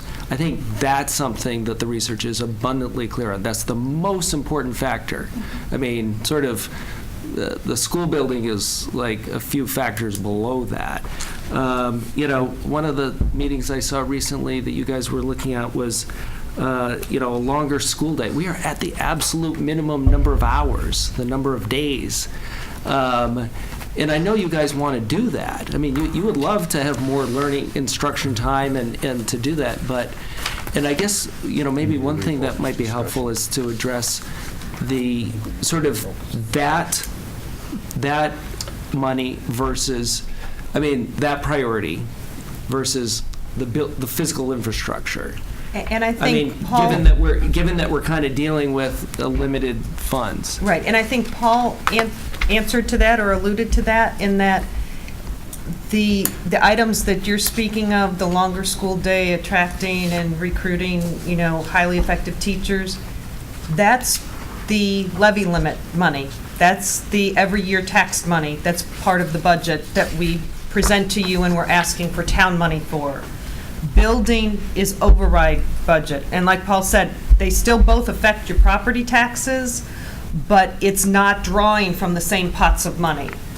Our class sizes are not increasing, at the high school. There aren't any high school class sizes increasing. None of our class sizes are increasing in our next year's proposed budget. However, building projects, it's either going to have to come from capital planning it's going to come from community preservation, or it's going to come from the town versus being reimbursed by the state and doing a debt exclusion. Something has to be decided. We go for the SOIs and we do visioning and plan what to do, or we start to renovate. It's, again, the MSBA has two funds. There's a renovation fund for windows, roofs, and boilers, but we need to know. And again, if you go for the feasibility study and they decide that it's a renovation, you're immediately put onto that list by them. But we need to know which way we're headed, because we're looking at old roofs. We've pieced together one of the boilers there, so something has to be done over the next couple of years. And we need to know to be asking the capital committee to be funding us, or whether we're looking at doing something with these buildings. And we are not experts in the field. Without a feasibility study, we can't give you the information that the town needs in order to make that educated decision. Okay, thank you. Any other comments? This is down to me. I have comments. We got a lot of good emails from residents. Some were in favor and some were not in favor of this expansion. Marie had sent out my email address. I appreciate that, Marie. And we did get a lot of responses. And likely Marie was a little bit puzzled too, because some of them weren't yay for the school. Some of them were, no, we can't do this, that, and the other. So I don't think the survey was conclusive in any direction other than show there's a lot of diversified thoughts and figures. I do adamantly oppose one statement I heard in here, that, not necessarily quoting it, but it alluded to the fact if we didn't vote for it, we really weren't supporting education. And I think that's a very poor representation of this select board and of this community. Right now, we spend about 70 cents of every single dollar that's expended in this town on education. 70 cents, folks, of every dollar that's spent is spent on education. Right now, 97% of the debt that our community has is school debt. 97%. We're still paying for Blueberry Hill and Williams. We'll be paying for it for another 7 or 8 years. High school is going to be on the rolls until 2041. So I do reject the fact that a simple yes/no vote seems to indicate our preference one way or the other. I think our picture, I think it's been brought to light up here several times, our picture is a little bit broader than that. We're having to look at a lot of things in our community and make the right decisions. Mr. Santinello mentioned levy limit, and it's true. The school does not affect levy limit, but the maintenance of the school can affect levy limit. So there is a correlation, but not a direct correlation. Will we hit levy limit? Yes, we will hit levy limit. We're well on our way. Our growth is not up to our expansion and revenue, so we are slowly slipping. But that's another situation that will be resolved by the board. We have a lot of facilities we need to repair in our town. Coincidentally, they're coming to at the same time. I reject the notion that we haven't had substantial amount of studies done, because we've had studies done telling us what we should have done on some of our structures dating back to 1987. Our problem is we didn't take action, clear and simple. We sat here and did not take action. If we had, we would have flatlined the debt a little bit more. We wouldn't be seeing these gigantic ripples coming up in front of us. But needless to say, now we do have a problem. I've heard the people talk about the schools, they need roofs and all, and that's part of the cost of ownership. If it be that, that's what it be. I mean, we got engineers that we can bring in to look at any of our buildings to make recommendations, and we set up a repair plan. That's a discussion, and we make that commitment, and that is part of operating a town like this. You have to make the hard decisions. Another thing that bothers me considerably is the fact that we've just finished an $80 million high school. And if we couple it now with this 2 years later, say with a $40 million, I'm just using a figure, $20 to $40 million middle school, what happens 50 years from now? The same two bubbles are hitting you. They're hitting you right square in the face again. And this is why we're facing. Once we allow stuff to get out of cycle, which we have with some of our other facilities, now we're creating problems for the future generations. And it's not going to be Richard that'll be affected. It's my grandchild will be affected, maybe his children. But it's going to come. These are cyclical items.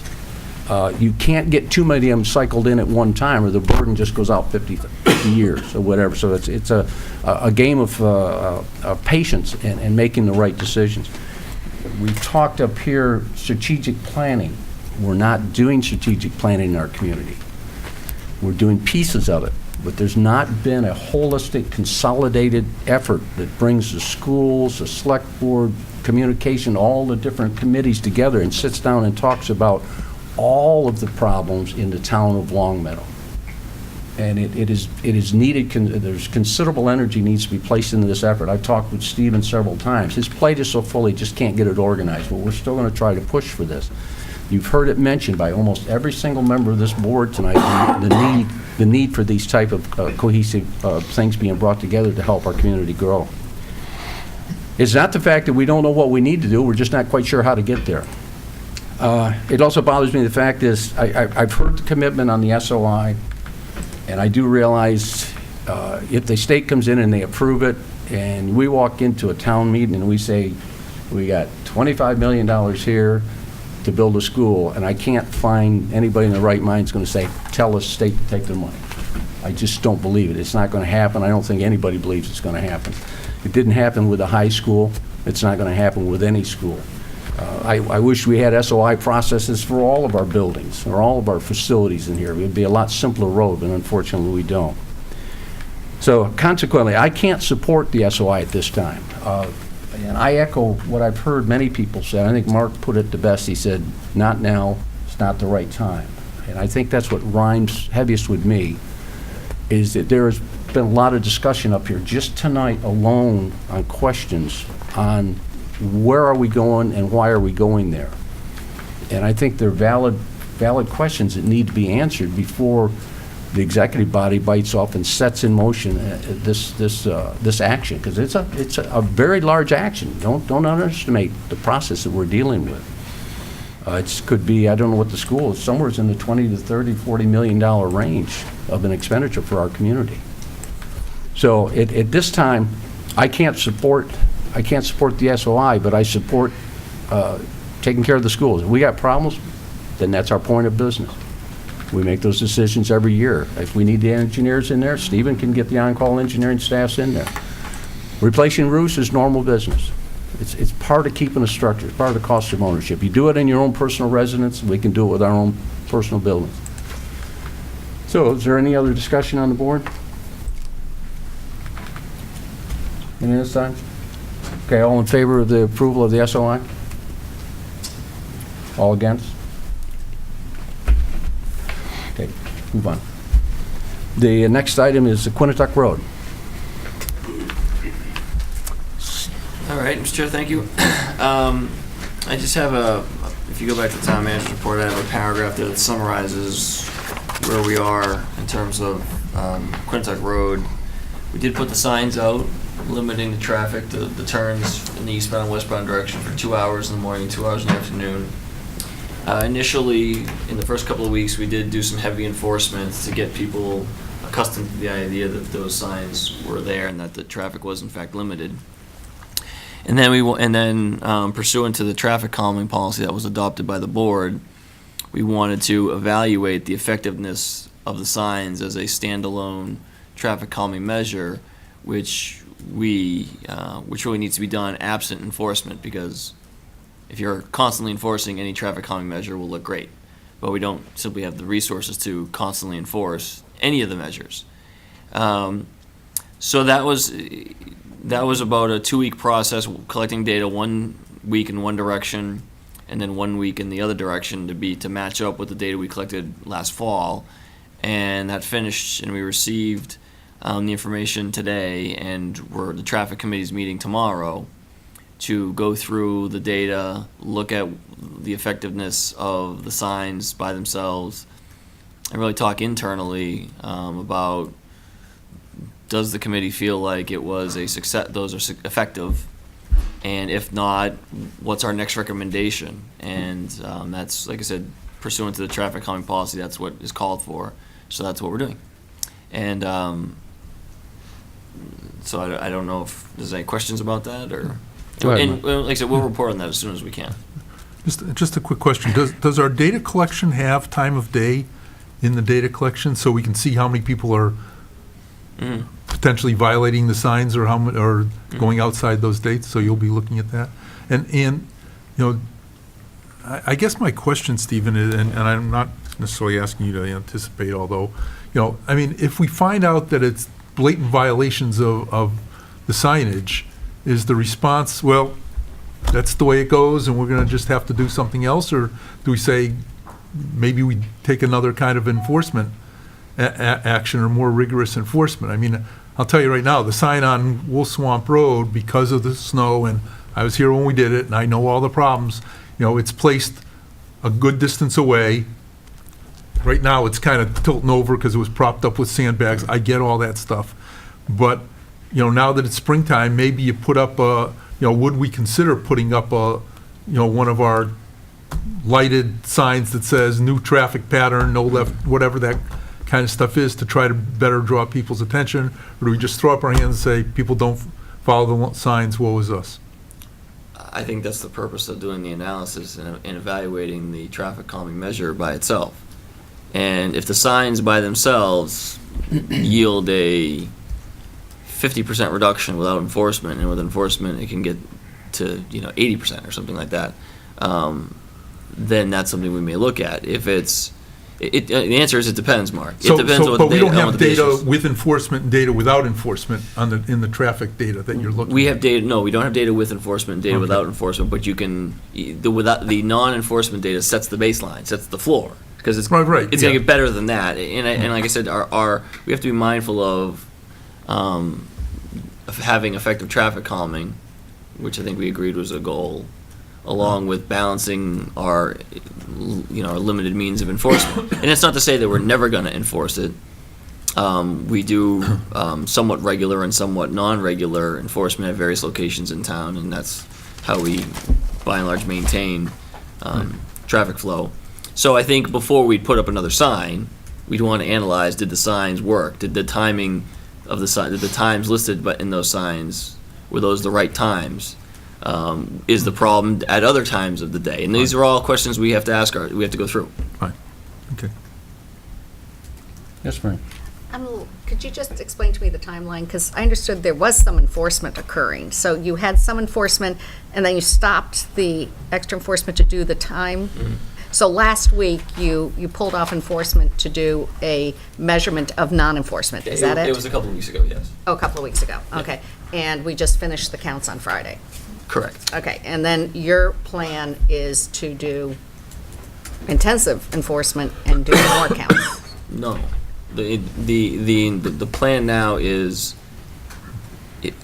get the counts, look at Right. the data from the 2 weeks that the signs were up, look at the data from last fall when there were no signs, and compare how many cars didn't go down that Right. road because of the signage.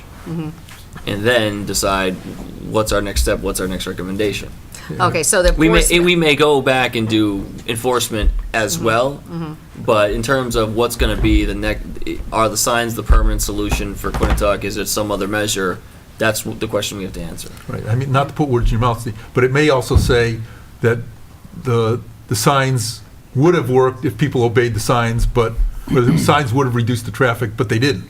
I mean. But you could say that about any sign anywhere in No, town. but if people are going through a stop sign, it's not working, or they're Yeah. turning left when they're not supposed to turn, but the data will tell you that. Right. Right, that's all. Go ahead, Okay, Mark. as long as- And then success is getting the car count down to what the road is supposed to be carrying, which I understood is 400, or how much?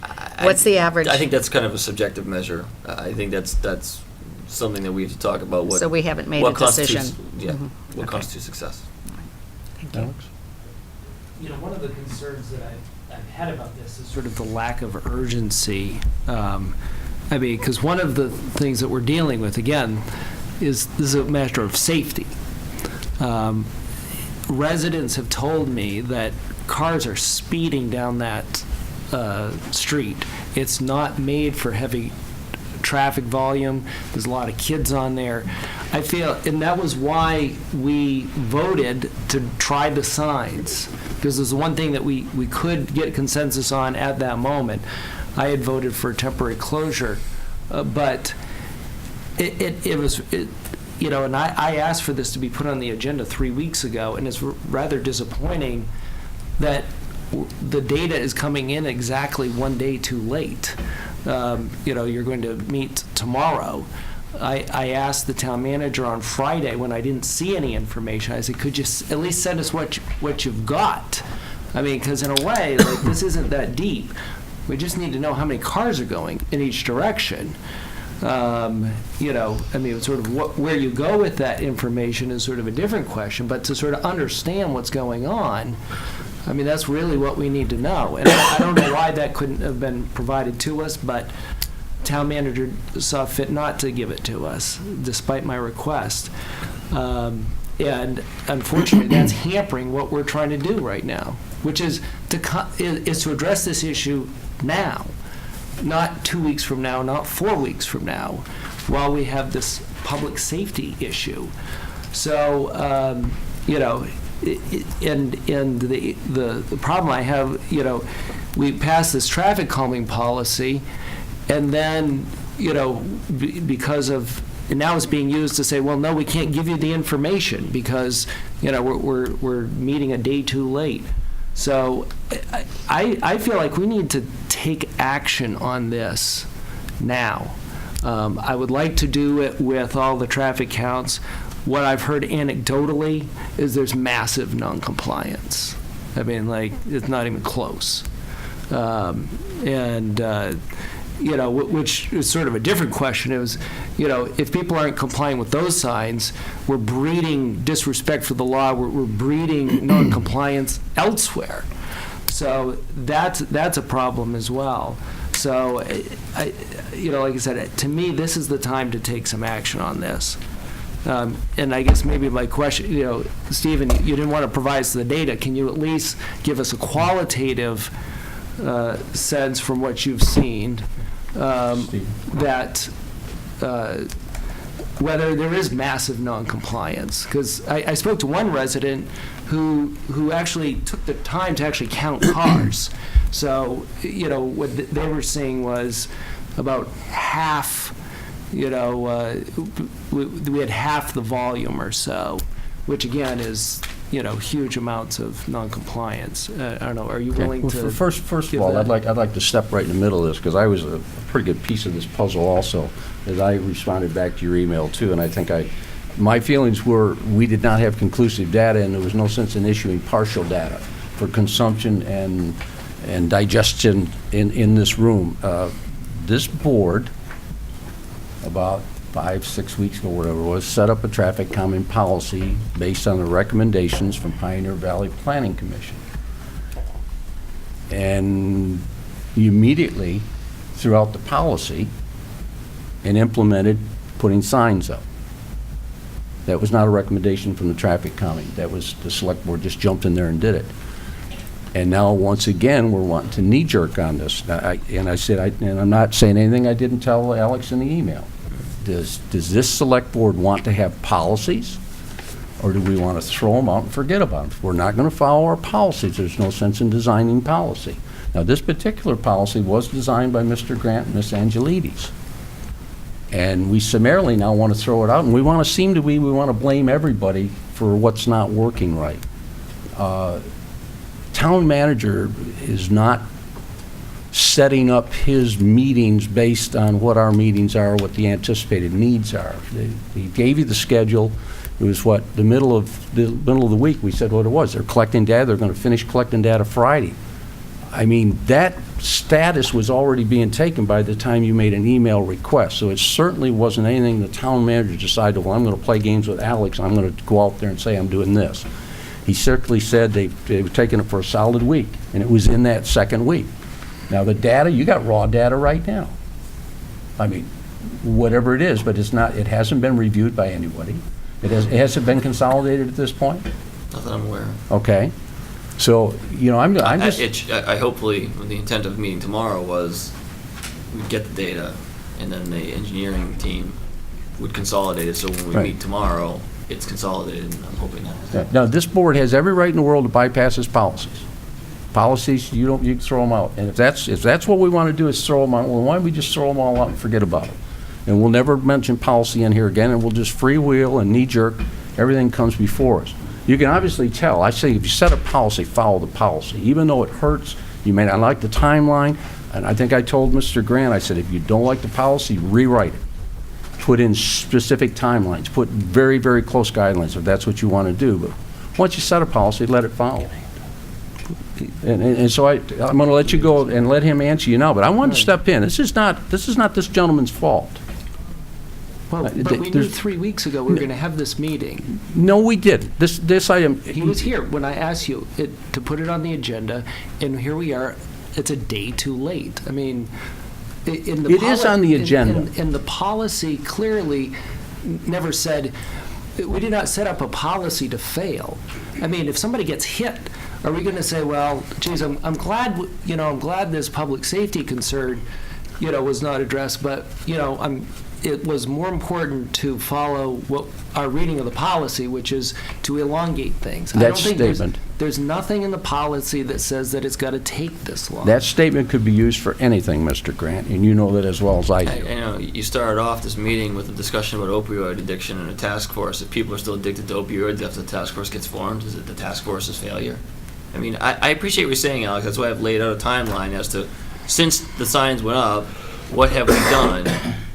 Enforcement for a couple of weeks, and then once we had to, if you recall, we had to move snow to put the radar trailer out there the first week. And now it looks great and there's no snow, but when we first put the trailer out 2 weeks ago, we had to move snow to get it out there. So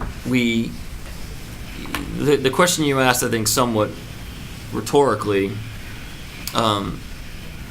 was illustrative. I'm just trying to get the policy here to open, and it said, you can collect the data, but where you go with it is a separate question. And the question's answered by the policy that you wrote, and I'm following it. And so I appreciate what you're saying in terms of wanting to take action, but that's not what this says. And I'm following the policy, not what I am going to guess is going to happen at the next meeting. And the traffic, under the policy, the traffic committee, the safety committee, the traffic committee, collects the data and evaluates it, and then presents its analysis back to the select board. And that, and oh, by the way, that's the right way to do it. And that's exactly what's happening now. And so suggestions are made all the time about the things that I'm not doing right or not doing at all, and it's fine. It's a part of the deal. I get it. But when this one is in black and white, and you wrote it, I just have an amazingly difficult time accepting that somehow I'm failing when I'm following the policy that was adopted. And that is, and it's, we're trying to be serious and sincere about, when I say we, I mean the traffic committee and town staff, about this work and how we approach this, because we do understand that there are other people that we want to be able to do these things as fairly and consistently throughout the town as possible, and doing it on an ad hoc basis makes it difficult to do that. So you can feel like I'm withholding information or hiding things, or just having a nefarious plot to undermine the authority of the board, but the bottom line is I think the record I've laid out is that we're clearly following the policy and the recommendations of the Pioneer Valley and every single thing we've done on this so far. Richard, can I Yes, just- go ahead. I mean, the policy, I guess under your reading, if 6 months from now we still were waiting for an analysis, you're right, the policy does not specifically say how long it takes. It didn't say to take a long time, it didn't take a short time. The policy's flexible enough to respond to the urgency of each situation. Some situations wait in 6 months, or in this case, 5-6 weeks. That might be appropriate. It's not appropriate in this case. Why is that? So No. there's, Why is that? because it's a safety issue. What's your safety issue? I think I just laid it No, out. do you have any we've had- factual, we've had- you have any Yes. factual evidence of state Yes. safety? The residents- reports I've read. the residents Wait a minute, have that's just- residents. Do you have any factual Okay, evidence? Do you have police reports or I'm- something? I'm crediting the residents. If you Okay. choose not to credit That's your what source they're then? saying, yes. No, I that's choose exactly right. to reference what you are. I just want to know what are you presenting? You're just making statements. What are you presenting to say it's unsafe? I am presenting what the residents have told us. Okay, then because they that's the live there- clarification. They live there, and they know Okay. what's going on I just on needed to their know what street. your source was. That's exactly what it is. Okay. Go ahead, Paul. I think it was 5 to 6 months ago or so that the board voted a directive to place stop signs and I think it was 2 speed bumps Right. and any other traffic calming measures as deemed appropriate 6 months ago. And asphalt plants were closed. Snow's melted, right? It's been melted for at least a week on the snow banks. The big, my yard's gone almost. Besides the 2 signs that we have for no right-hand turns, there's been no stop signs, no temporary speed bumps or anything like that placed on the street, correct? I'm just, right? No, that is correct, and I guess, Okay. can I just? No, I'm not pointing the finger, I just No, wanted to no, I'm ask. saying, but I guess I thought the directive moved in a different direction, Okay. so we kind of, no one officially remanded the previous, or retracted the previous directive, but I just assumed that in the purpose of the consensus that Alex talked about, we had moved in a different Okay. direction. And then the other question I have is, because I've been on that street in those peak hours where we've had the no right-hand turn and I notice folks coming down with the right-hand turn, taking the right-hand turn illegally. Do you know how many tickets we've issued for people taking the right-hand turn illegally? I want to say when we were doing enforcement, I want to say the number 40 sticks in my head that they issued for. I mean, they enforced it pretty heavily. In fact, some of the good folks on Quintuck Road were issued citations as well. So they did enforce it heavily at first to get people used to the idea to establish the pattern. And then we wanted to measure the traffic, the signage, the intense enforcement, and then how does it work on its own. Okay. I want to just express a little bit of, and Stephen, if you didn't think that, that last directive was still in play, I'm not going to, hit you hard on it, but when we told the residents that we wanted to install a stop sign and 2 speed bumps as a way to alleviate the speeding and/or alleviate the traffic, it's now April 6th. We're going to talk about this potentially on April 21st, at which time, I don't know what based on the policy, what we would do next. So since I was the stumbling block a while back, I am going to put a motion on the floor to close Quintuck Road from May 1st, 2015 to June 30th, 2015, with traffic counts to be measured between Frank Smith Road and Wolf Swamp Road from Quintuck to those corners, and that proper signage and every means of law enforcement be utilized during these traffic measurement periods. What was the first date? From May 1st, 2015 to June 30th, 2015. I originally said if we did it for 2 months, it would be temporary. I could live with 2 months, not 6, so since I was a stumbling block on that a while back, I would put that motion on the floor. Second. Second? Okay, got it under discussion. Discussion? Question, what were those dates again? May 1st, 2015 to June 30th, 2015, which is a 2-month period. Okay. Okay, any more discussion? Yeah, I guess, because I didn't anticipate this coming up, not that it's not in order, but if I close the road, is there that means a lot of things. We can put a barricade down the middle of Quintuck Road so you can get in from either side, close it is there any intent on? I think I don't think you close the road by putting a Well, barricade in the middle, but if we do that, I think that would be pretty good, but I don't think the residents would be happy. Well, Listen, I think what was talked about was wherever the originally, side road is. I think which was. Jersey barriers.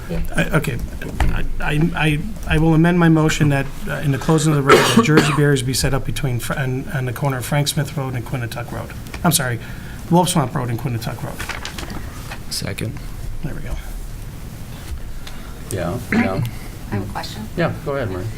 So does that mean the no right turn signs remain?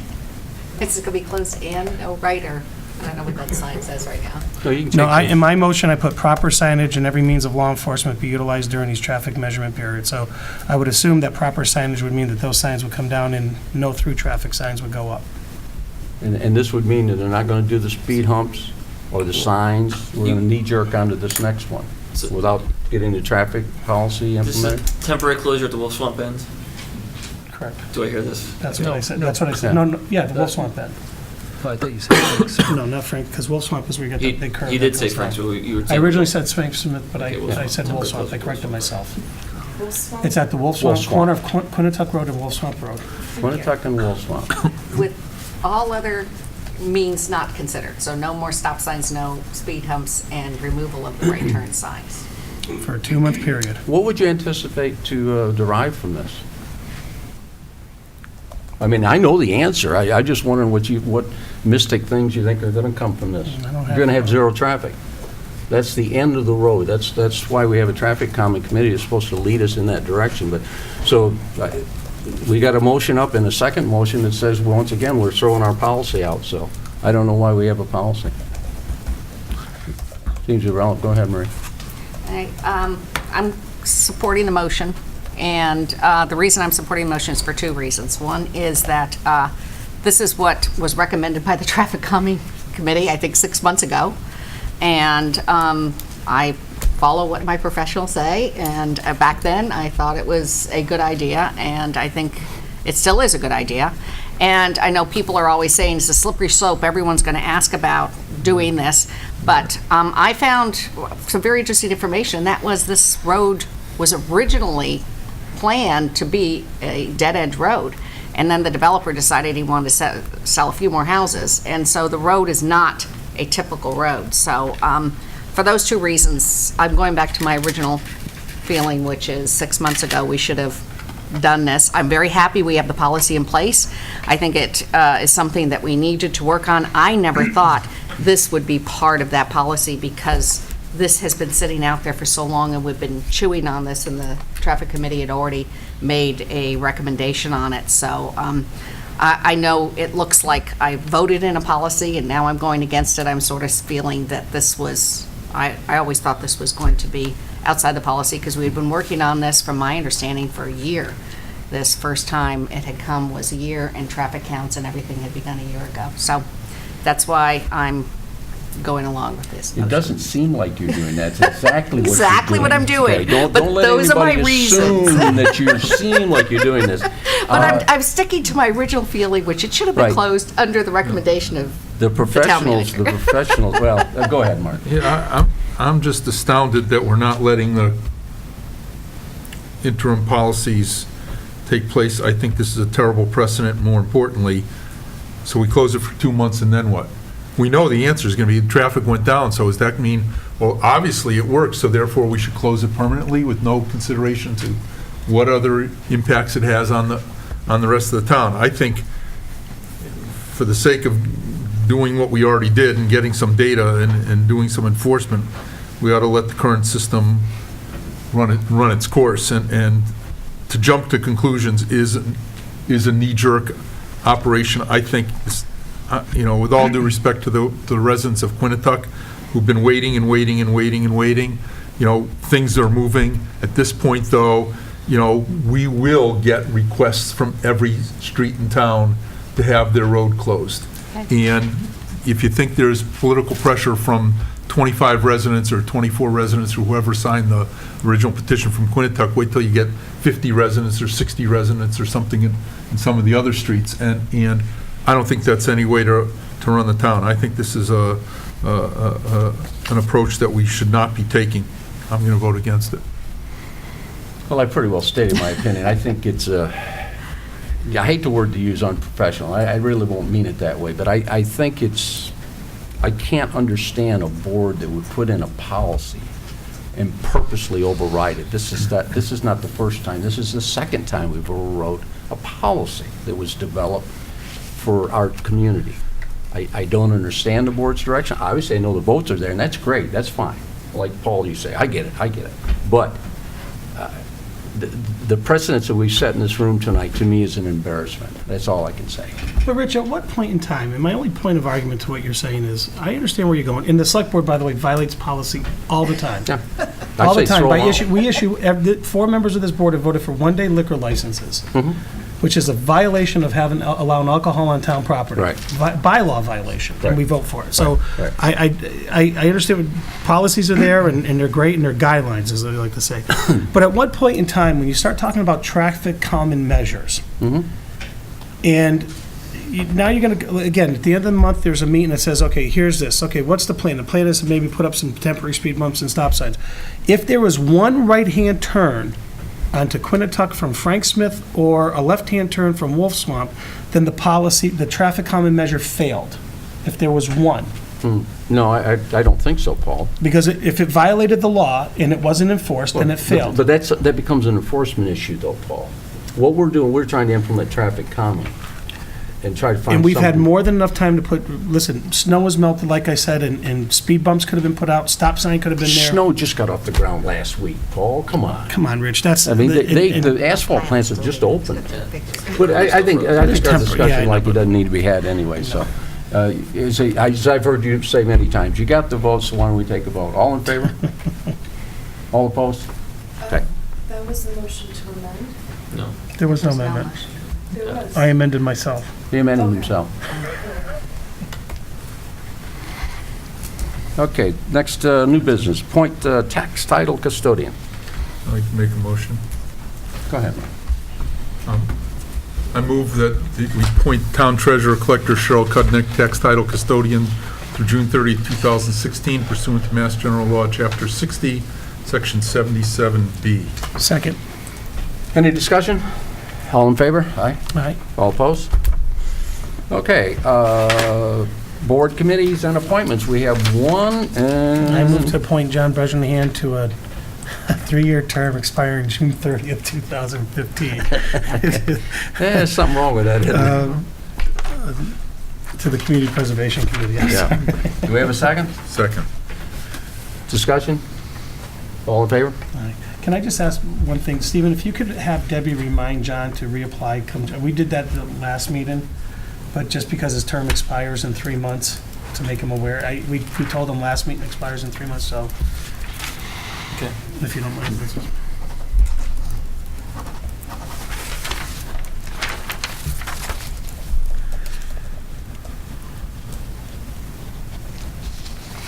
Okay, GFOA budget goal setting. Stephen? Yes, as a part of our GFOA budget format, I don't know if everybody saw it last year, our big budget book. Each town department includes a narrative. And part of that narrative is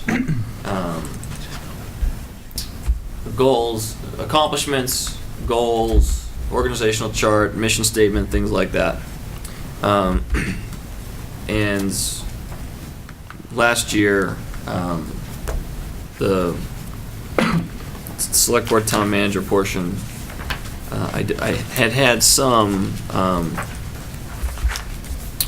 it had a mission statement, which is from the website, but it did not have any goals or accomplishments. Town manager's what? No, I didn't. It's the same chapter of the budget. Oh, it is. But it's really supposed to be, and under the GFOA budgeting best practices, the chief policy-making body is supposed to set policy goals. And in theory, all the other town departments' goals derive from that. I think it's been practiced here for probably many years where it may go the other way, where the department goals somewhat inform the overall goals of the board. If we had $1 for every time we've said the word goals here, we all could go away on a long, luxurious vacation for a long time. But, I guess I want to basically cleave the discussion about goals into sort of select board regular goals for itself versus goals that are somewhat, I don't say the word generic, but somewhat at a level where they fit in the context of the GFOA. So there's a need to put something in here for goals and I've started to draft the accomplishments for the past fiscal year and this fiscal year. But I wanted the board to start thinking about the goals that can go in here. And like I said, I would recommend it for the purposes of this document, more broad goals for the operation of the town and the funding of the town. And I just put on your radar now because, as we noted previously, last year we had this done essentially when the warrant was sent out. This year, we're holding it until town meeting is done so we can have one final draft and it's a lot more efficient. So the board has essentially until after town meeting to come up with the goals, but we want to send this in to be recognized by GFOA for potential award, and we would need to have some goals from the select board in here to do that. Now, you had sent me some sample goals from other communities. Did you share that with all the board members? No, I just send them to you just to see how we wanted to advance the conversation. Okay. Well, I'm a little bit remiss because I didn't get into that and spend enough time with it. I mean, basically, I had asked the finance director to go to his finance director's network. Right. And and ask some other towns, do they have kind of, like I said, general, broad policy goals that the board could use as illustrations as to what would go in here. Some of them were a lot more detailed, to be honest with you. I mean, some of the goals were a lot more specific and a lot more numerous than other towns. But for me, it was a good way to see how are other people saying, what language are other people using to describe, other boards using to describe their goals. It doesn't need to be the rigorous goal-setting sessions I think we've had. Right. I think you just, for the sake of getting the book done, it should be broader policy goals, but we do need something, and I'm happy to come up with a draft for the board. And we have made some good things that would fit in here this year that I'm sure these people would like. Some of the financial policy decisions that were made. Well, certainly the accomplishments are going to be great with the OPEB policy, the capital planning policy. The board has written some good policies this year, including traffic calming policy. I mean, I think it is a well-written policy. I mean that sincerely. I'm not being sarcastic. I mean that sincerely. We just don't follow them. So there are some good policy accomplishments, and as well as operational accomplishments.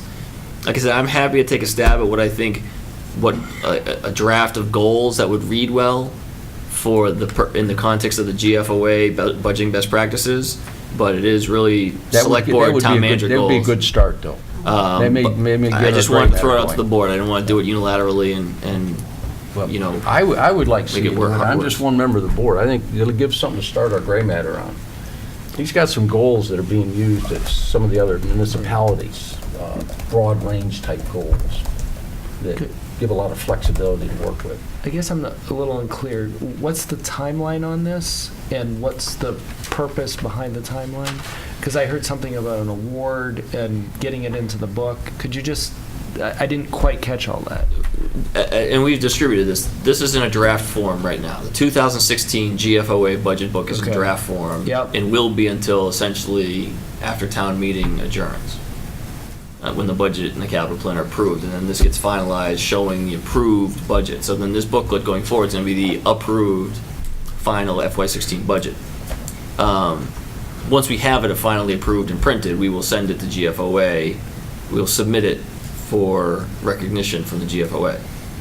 And I don't know and I truthfully don't know what the award deadline is, and I should probably know that, but because we can't submit it until after town meeting, no matter when the award deadline is, because it won't be finalized, it gives the board at least until town meeting to come up with the goals. And the goal of the goals is to get this award? No, the goal of the goals is to complete the document. Okay, all right. And if the document is completed, we can submit it for an award. If the document is incomplete, we can still submit it, but we're much less likely to get the award. Okay. And there is a cost to submitting it. And, and I'm not, the towns that do this get recognized by the GFOA, and there is some merit that goes along with doing this. That's how we've all found out about Northborough, was they get an award from the GFOA. And I think the work that, and truthfully, it's not, I'll be selfish. I really want the town departments that have put so much effort into this to be recognized for that effort. So that's. Marie?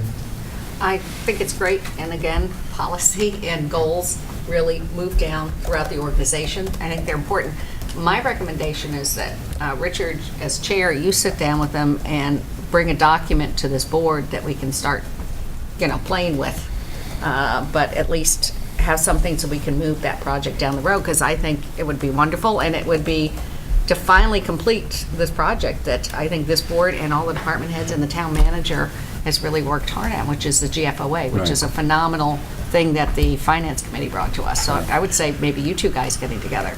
Well, we can certainly work on it and get something back to the board, and then give them a briefing and then take input based on that, because that'll get the idea of what we're seeing in different reports or what you're picking up from other communities. I think the overshadowing one that bothers me a little bit is that we don't have a good policy in effect for goals.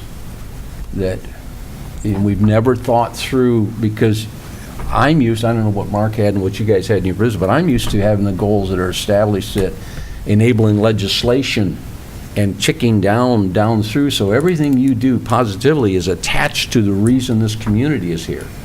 And if it doesn't attach to it, well, it's not a goal. You don't work on it, period. You throw them off. And I think we do a good job, but we don't have a set policy, and even when we put them together, we don't, like, it should be a deadline item. It should be on our schedule. Well, pull that forward, and also a mission statement. I don't want to just take something that's been sitting out there, because I've started to see mission statements really make a difference to organizations. Well, that's what starts to lock you in to, because our goals don't have to be painful. They can be somewhat, we can have the small task goals, and that's fine to work them along, but the major ones, like setting policy like we did this year, they're fairly important goals that were met, as far as the GFOA is concerned, too, and reasonable standards of communities. We're making good decisions. And Lord knows we got a lot of good decisions to make in the next 4 or 5, 6 years. I mean, I'll give you an example.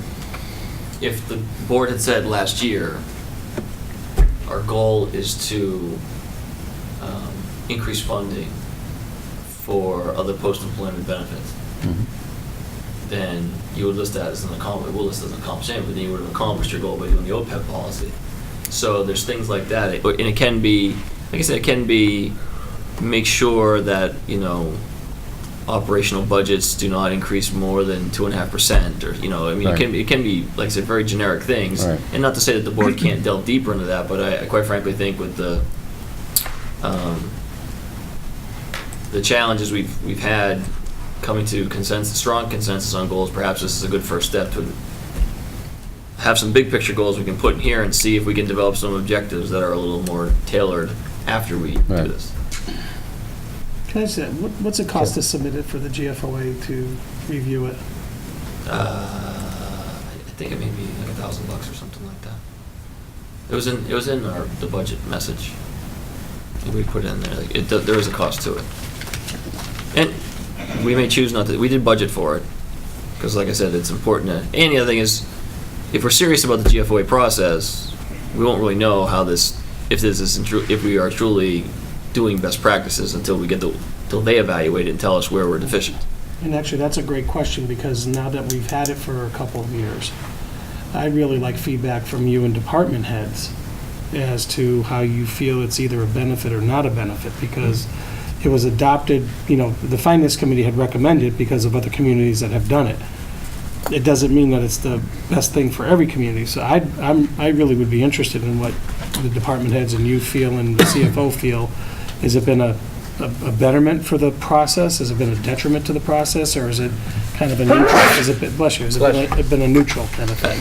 I can answer that. No, you don't, okay, that's fine. Because You can answer, we do yeah. talk about this Okay. at staff meeting and That's other fine. times, because it is a good question. I can tell you, I think the CFO may not feel it's as much of a benefit, but he's a numbers guy. He likes the spreadsheets and the pie charts, but I do think most departments, it's been a lot of work. It was less so this year. Last year was an insane amount of work to get this done. But it has really compelled the departments to really think about how they are structured, what their missions are, what their goals are. They take a lot more pictures now, so they can kind of illustrate, you know, the book itself and really tell their story. It gives them a chance to literally tell their story about what goes on behind the numbers. And so I think overall, the departments have found it to be beneficial. Maybe, I don't know if I'd use the word useful, because they still live to the spreadsheet. I mean, they still budget according to their spreadsheets, and that's when they put in when they spend their money during the given year. It's not according, the spreadsheets are in here, but it's really they're working off the Excel documents. But I would say that by and large, the departments have felt it was beneficial, especially in the first year, to kind of go through this really revolutionary process for Long Meadow. And like I said, I think I really think that they deserve the recognition, because it was a lot of work. And you know, there's something to be said. You know, I think we talked about it during the budget submissions. You know, the board was used to the memo with the budget message, and then a couple of spreadsheets, pie charts, things like that. Someone who isn't familiar with all those things could read this cover to cover, like it was a magazine, and understand what the town is doing, and that's the whole point. Yeah, I think it's a fantastic document, because I've worked under that type of document for most of my life. Yeah. You showed me what that is. Yeah, I It mean, looks it's, very similar to that, yeah. it's a nice showmanship document for the community to absorb, so. Okay, Stephen, so you and I'll work up something and get it to the next meeting. And when we put our heads together, it hurts. It does, yeah. We'll just gently fuse them. Okay, we got the capital policy addendum.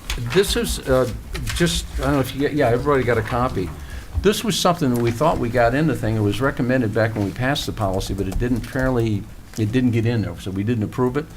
And it was a one-line statement. It said, throughout the year, the town manager shall provide capital planning committee with a completion report on all projects funded through the capital plan. That was a recommendation coming from the capital planning committee, and just completion reports, kind of rounding out the thing, so. I move to adopt the amendment in the capital planning policy dated April 6, 2015. Almost went back in time. Yeah, a second? Second. Any discussion? That was the only change in here? That was the only change, Mark. I think that the capital planning committee and Dr. Metz especially requested Right. us to go back, and I Special think it request. makes sense to really keep an active committee throughout the year. Steve, you have a comment? Just that I support this, and that, one of the things that I've really tried to do is, in the capital, I really feel like I've only done 2 capital plans, but I feel like if you look at the level of preparation that's gone into the previous year's capital plan and this year's, and how the capital plan has been presented in past years before I got here, I really feel like we've made a lot of positive changes in how capital planning is conducted by working with the CPA and the CPC jointly, which hadn't been done before, by using PowerPoint and imagery and before and after photos and things like that as a part of the completion reports or the status projects are a part of the capital plan for next year. Right. So the first thing they see when we go to the capital planning committee is, here's what we did with the ones we did last year. And I believe firmly that when the committees or the town meeting give us the funds to do the stuff, we owe them a report on what we did. The monthly reports the select board receives are kind of the ongoing status reports and updates. But you're right, once a project gets completed, we should document with pictures and everything what happened. It should be documented on the screen right behind us during the meeting. Yeah. I mean, it's just 10, 15-minute presentation. It just shows what was done with the money. The only thing I'll say is there are some where it looks like the project has been completed, but it's not fully completed, and there may be some times where we, like the high school, and the final close of the high school, we're still this close. There may be times where we're not ready to present the final report, even though people may be, the community house stage gets done and people are on it dancing, but there may be something that didn't get done that we're still trying to sort out. So I'd only ask for the board's patience as long as I keep you up to date on that. Yeah. Go ahead, Mary. And I think that's sort of what the capital planning is looking for, is often just a touching base with them, saying, this project is 99% done, but not quite done, and this is where we are. So if they said throughout the year, so it's just, communications. Okay. And I know that you have started to do that, and I think it's just to make it part of the policy. My only question about this is, why does it say completion reports instead of status reports?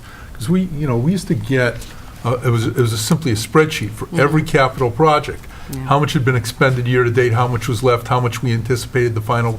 So there was a numbers kind of thing as well as this paragraph, because sometimes, like you said, the completion is going to be, the school building project's not yet completed, believe it or not, but to have a status project report, you'd know that how much we spent, how much we anticipate finally spending, that kind of thing. And You want to change I know those reports in general. I think we still get them in the department reports. We The don't. finance department report, I think, includes that. I think you're talking about a spreadsheet. Yeah, I mean, I can show you Big one spreadsheet where everything's No, together. I know the one you're talking about. Yeah. I know we generate it internally. I thought I went in as part of the finance You want to change department. it to status? I would like to amend the word to say status Yeah, reports. just status report. That's Okay. appropriate. But The status report up until it's finished, and then it's a completion report. Okay, I second the amendment. That's fine. Yeah, it's just semantics. Okay. Instead of completion reports, status reports. Did you guys hear they're going to change the wording from completion status? Okay. Okay, any more discussion? All in favor? No, we got to Of vote the on the amendment. amendment. Excuse me. The amendment's up. Any more discussion on the amendment? No. No? All in favor? Okay, now the primary motion, all in favor? As amended? Yeah, Okay. thank you. Parliamentarians coming out of the woodwork. Great. Oh, we need, no, I say that with due respect. Hey, Paul, can you email me the wording of your motion for on Quinnipiac? Yeah. Yeah, that was, that should, like you should have been in writing, that was a pretty long motion. The remote participation, the reason this is back up is that we heard one reason here tonight, is we did have one of the committees come to us, came to me and asked for permission to do this. And the other one is we've had the school committee has approached the chair. And so I said, well, let's put it back up for reconsideration and talk a little bit about it. Should we start with motion? We can, yeah. We can, it's a good discussion. Can I ask before we do a motion, Okay. is that it include, just so we don't have to go through multiple amendments? Because one of the issues with remote participation is to ensure that, like for executive session, there's nobody else in the room. Yeah. So if the motion could include that whatever committee adopts it, take the measurements necessary under the open meeting law, whatever, and I don't have that, but I know there are contingencies. There's total guidelines. Yeah, okay, It but you know goes what I mean? It goes Yeah, over so- every one of those. Right, as long as that includes that in the motion, Yeah, that's. it is, Paul. Okay. It's in the authority granted by the, Yep. by the state. Okay, we're gonna accept the motion? I move to accept remote participation. Is it a bylaw? No? No, We it just, accept remote participation with the qualification that open meeting law be Yeah. followed. Following in accordance with the regulations. Is there a second In on the accordance motion? with the open meeting law. So we can get it into discussion? Second, yep. Okay, we're in discussion. Mark, go ahead. Yeah, so this is now for all boards in the town? No, what this does, we can write it any way we want. Well, but the motion is we accept it. So, I heard that the Conservation Commission was interested, I heard the school committee was interested. Right. But if we adopt it, that means that next week I can call in. Yep. Not necessarily. No? No, wait a minute. No. You can make exclusions to this. We have the authority to make exclusions. But that's not what the motion is. The motion is to accept remote participation in the community, but then we step right back up and we say, but we're going to omit the select board from being able to participate. So that would be just amending my, Yeah, you. if you wanted to yeah, amend you it come to right keep back out on. select board. I didn't, Yeah, because that's happened, many municipalities do that. Well, I hear you, but there's the select board and there's, my concern is, is this by exception only or is this by inclusion? Is everybody included except those who we accept or only those people included who we put it in the motion? And I say that because we have, pick a number, 15 or 20 boards in this town. Right. And some are elected and some are appointed, and, if we're doing this for all boards, then we should do it for all boards, and if we're gonna do it for some, we should only do it for some. My personal opinion is that there's a huge advantage to having people present, and I understand the argument by the Conservation Commission, somebody is ill, somebody was hurt, and, but what I don't want to see, and that what bothers me, is we get the people who spend the winter in Florida and want to continue to participate The in town. regulations pretty well set up what you can do with it, though. I mean, there's pretty good guidelines on when a chair can allow it. And they wouldn't, just because somebody is on vacation, they're not going to allow remote participation. I mean, if they're going down for 6 months in The question Florida. is, they're not going to allow it, or they're not permitted to allow it? No, each committee can turn this down. The only thing we're doing is saying that the town of Longmeadow can participate in remote participation. That's the only thing we're saying. Each committee can make up their mind whether they want to participate in accordance with the guidelines or not. But the guidelines, as I turn them from the Attorney General, are pretty specific on what's allowed. The open meeting law parts are fairly specific. Richard, I've read it. My question is the motion by inclusion or by exclusion? That's the point. And the motion is by inclusion. Right. So everybody can do it. if we vote on it. Everybody can do it. And then we can opt out ourselves, because each, and it has further restrictions can be implied. So we don't have to, like the select board could say, we're not going to allow it for the select board. And that's fine, we just don't do it. Well, I guess the thing is, Mark, we sit in a position, by the way, I did go out and ask each chair of all the standing committees for their opinions on this. I got back, I think, 7 replies, and everyone except planning was favorable. I got it back from Capital, I didn't get back from Finance. I wrote them down, I apologize for not bringing them. But planning did come by, and Bruce said he likely wouldn't authorize it for their group, because I think he feels he wants that personal interaction. But Capital wants to explain that they were in compliance with. They thought it was a nice tool to have in the tool bag. I guess that's essentially what they're saying. It's a nice to have it in the tool bag. I don't think you've got a lot of people that are going to take advantage of it. I really don't. There doesn't seem to be a tremendous amount of people. The schools have definitely asked for it, and COMCOM definitely did ask for it because of the extenuating circumstances with their chair. And I know the schools, I know we are not going to approve it on the select board. I would imagine we're not going to allow it. But that's up to the board, whether they have it or not. I mean, I think that's jumping to a conclusion. I'll just speak against it. I think that there's, I mean, I know what the Attorney General put in place. I've read it many, many times.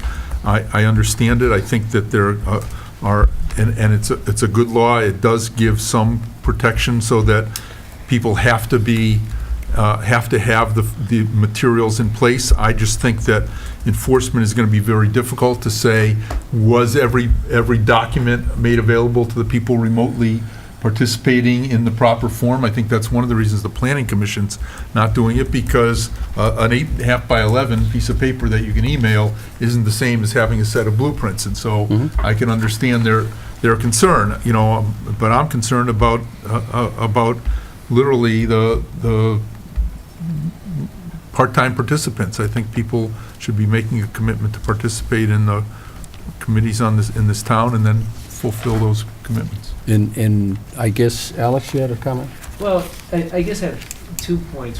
One is to sort of try to answer the question that you posed, Mark, and to respond to the discussion about boards opting in and opting out. That's not my reading of this.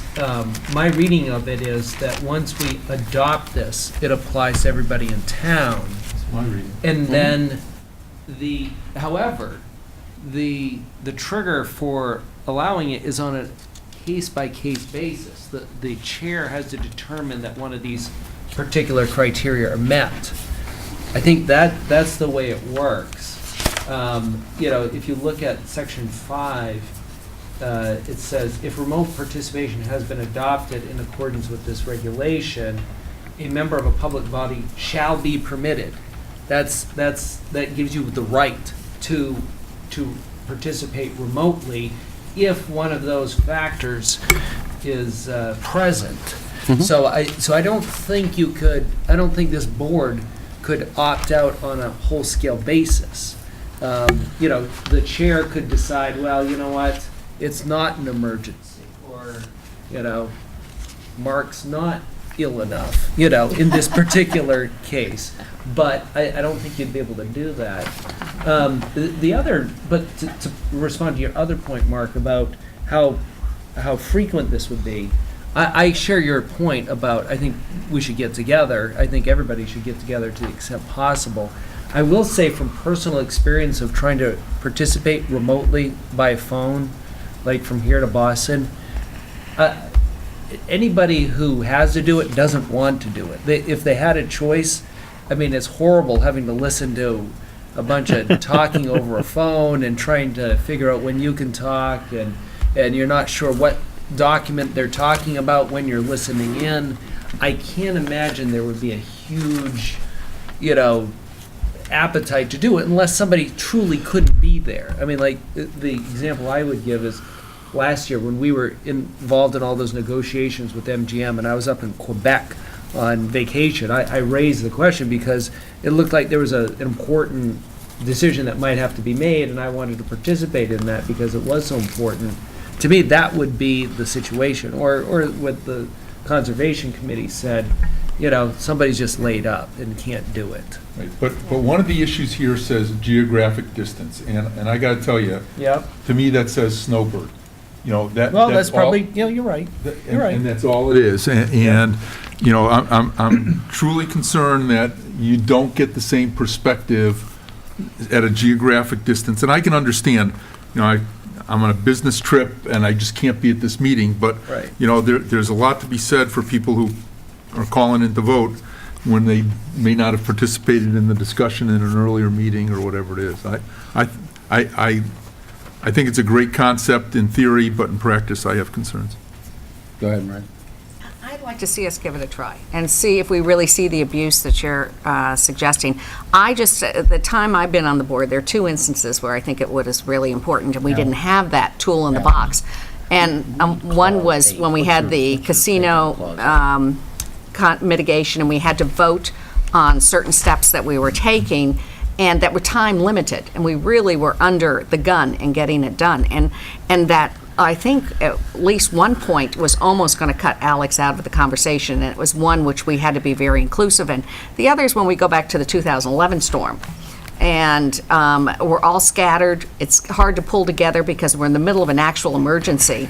And I think that I see there'd be more damage to the town in the case of an emergency if we did not have remote participation in and we needed the select board together to make serious decisions, rather than we're seeing the abuse of snowbirds, because that would be up to the chair to decide how important it was to get a quorum together. I think we also have to look that we are more of a mobile society. We have this great technology that would allow the distribution of material.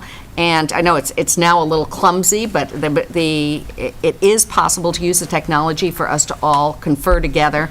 But I think it's important to have, in case of emergencies, in case of really time-sensitive issues that we need to pull together as a board. So I would really strongly support remote participation. Because at this point, we're seeing also with this committee, it's really valuable for this committee to be able to function going forward. In a year, let's look at it and see if we did see the abuses. Okay. I know that I voted against it when I first came on the board because there was an issue of how it was going to be used. But now, looking back and seeing the different types of experiences, I think I will support it this time, and then see if you're correct in the problems. Alice? So, Richard, you just whispered to me to look at paragraph 8, and actually you are right that does add a different gloss to it. I think so. I spoke hastily, so I apologize for that. So I think it would permit this board to opt in or opt out. Right. I think we would have. I think for subordinate boards, we would have to sort of decide for them whether they opt in or opt out. Yeah. I wasn't sure if it meant that or if it meant that we gave them the authority to do it, so then they became a subset authority. Yeah, see, the problem, though, the reason why I read it the way I do is it says the regulations do not permit any person or entity with the authority to adopt remote participation. So that identifies That's the us. board who can, what do they say, prohibit or further restrict. Right. So in any event, I mean, so good point. Yeah, so we could hold our group back away from it, so we could Correct. say we're just not Right, if we allowing it. wanted to do Right. that, but, and I guess, and I would think that our board, like if a committee came to us and like the school committee said they want to do it, or they want to opt out of it, I guess, we'd probably do what they want to do. Oh, I think we would, yeah. Yeah. If the chair came with a legitimate reason for the board. I think what bothers me is that we haven't allowed our boards and different committees and elected or whatever to have the freedom to be able to manage their meetings within the guidance of the law. That's the only thing that really bothers me. I think we need to put it in place so that they make the decision. I mean, we have elected boards and committees that certainly should be able to make the commitments under the law just like we can. And I think you're right. I think they're going to shut it down if it's not working right. Or abused. Or abused, yeah. Like, I'm on vacation this summer, so Right. I want to participate remotely or something like that. Because I Right. think geographic distance, I would almost add parenthetically, except for, vacations or something like that. Right. I mean, I guess it doesn't seem like the intent, but it's neither here nor there. If we want to leave that discretion up to the chairs of each individual committee. Okay. Any other, Paul? Yeah, this was brought up before the board a few years ago and was voted against because, or I think was declined because at that time there was a board member that was actually off the board and moving, and this actually allows for someone who's not a resident of town. We actually have a COA member that's not a resident of Long Meadow that could remote participate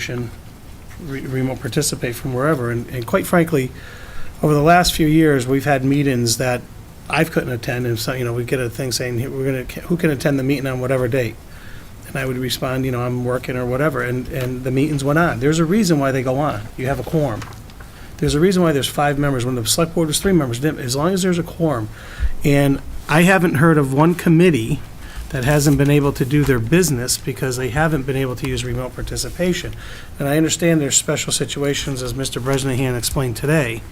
But I think there's far more instances where things could go wrong and not work than can work. And, until the committee comes before us and says that they can't function as a committee without remote participation, which we haven't heard of, and I know you said you talked to the chairs, but I haven't heard from one committee that they cannot function without remote participation, then I would vote against it. Okay, any more discussion? Okay, and discussion, all in favor? All opposed? 3-2. And when's it going to be on the agenda for the select board to use it? We can put it on, Does it have to be in next meeting? Yeah, it doesn't have to be next sure. meeting. We can put it on next meeting. You want it on next meeting? Well, I think if we're going to I have a authorize it. it technically says, it says members of the board. Could maybe, town manager participate remotely? Only your Especially like in about 5 minutes. That's like from the pizza shop or something like that? That's by desire, Steve. Unfortunately, you might have 3 board members participating remotely with you. Just saying, I'm just asking. Taking a play. Well, as a follow-up, we can go right into the evaluation of the town manager. I sent out to all the board members the evaluation form. I did have some correspondence with Mr. Santinello concerning the evaluation form, and I shared back with him that the process has been in place for the entire year. You can't go back and change the standards when it's time to evaluate, but we can change standards for next year, and that's perfectly appropriate to rewrite the standards. And I think if we're dissatisfied with the standards, then we start a planning session with the town manager and get the new standards put in place. That'd be a good task for next year. I guess we've got a month and a half, and we could actually delay your standards. I mean, they give us leeway. We could bring the standards in likely a month late if we had to. I'm not sure I follow. You would have a set of standards. I don't think there's- goals? No, your performance standards. Okay.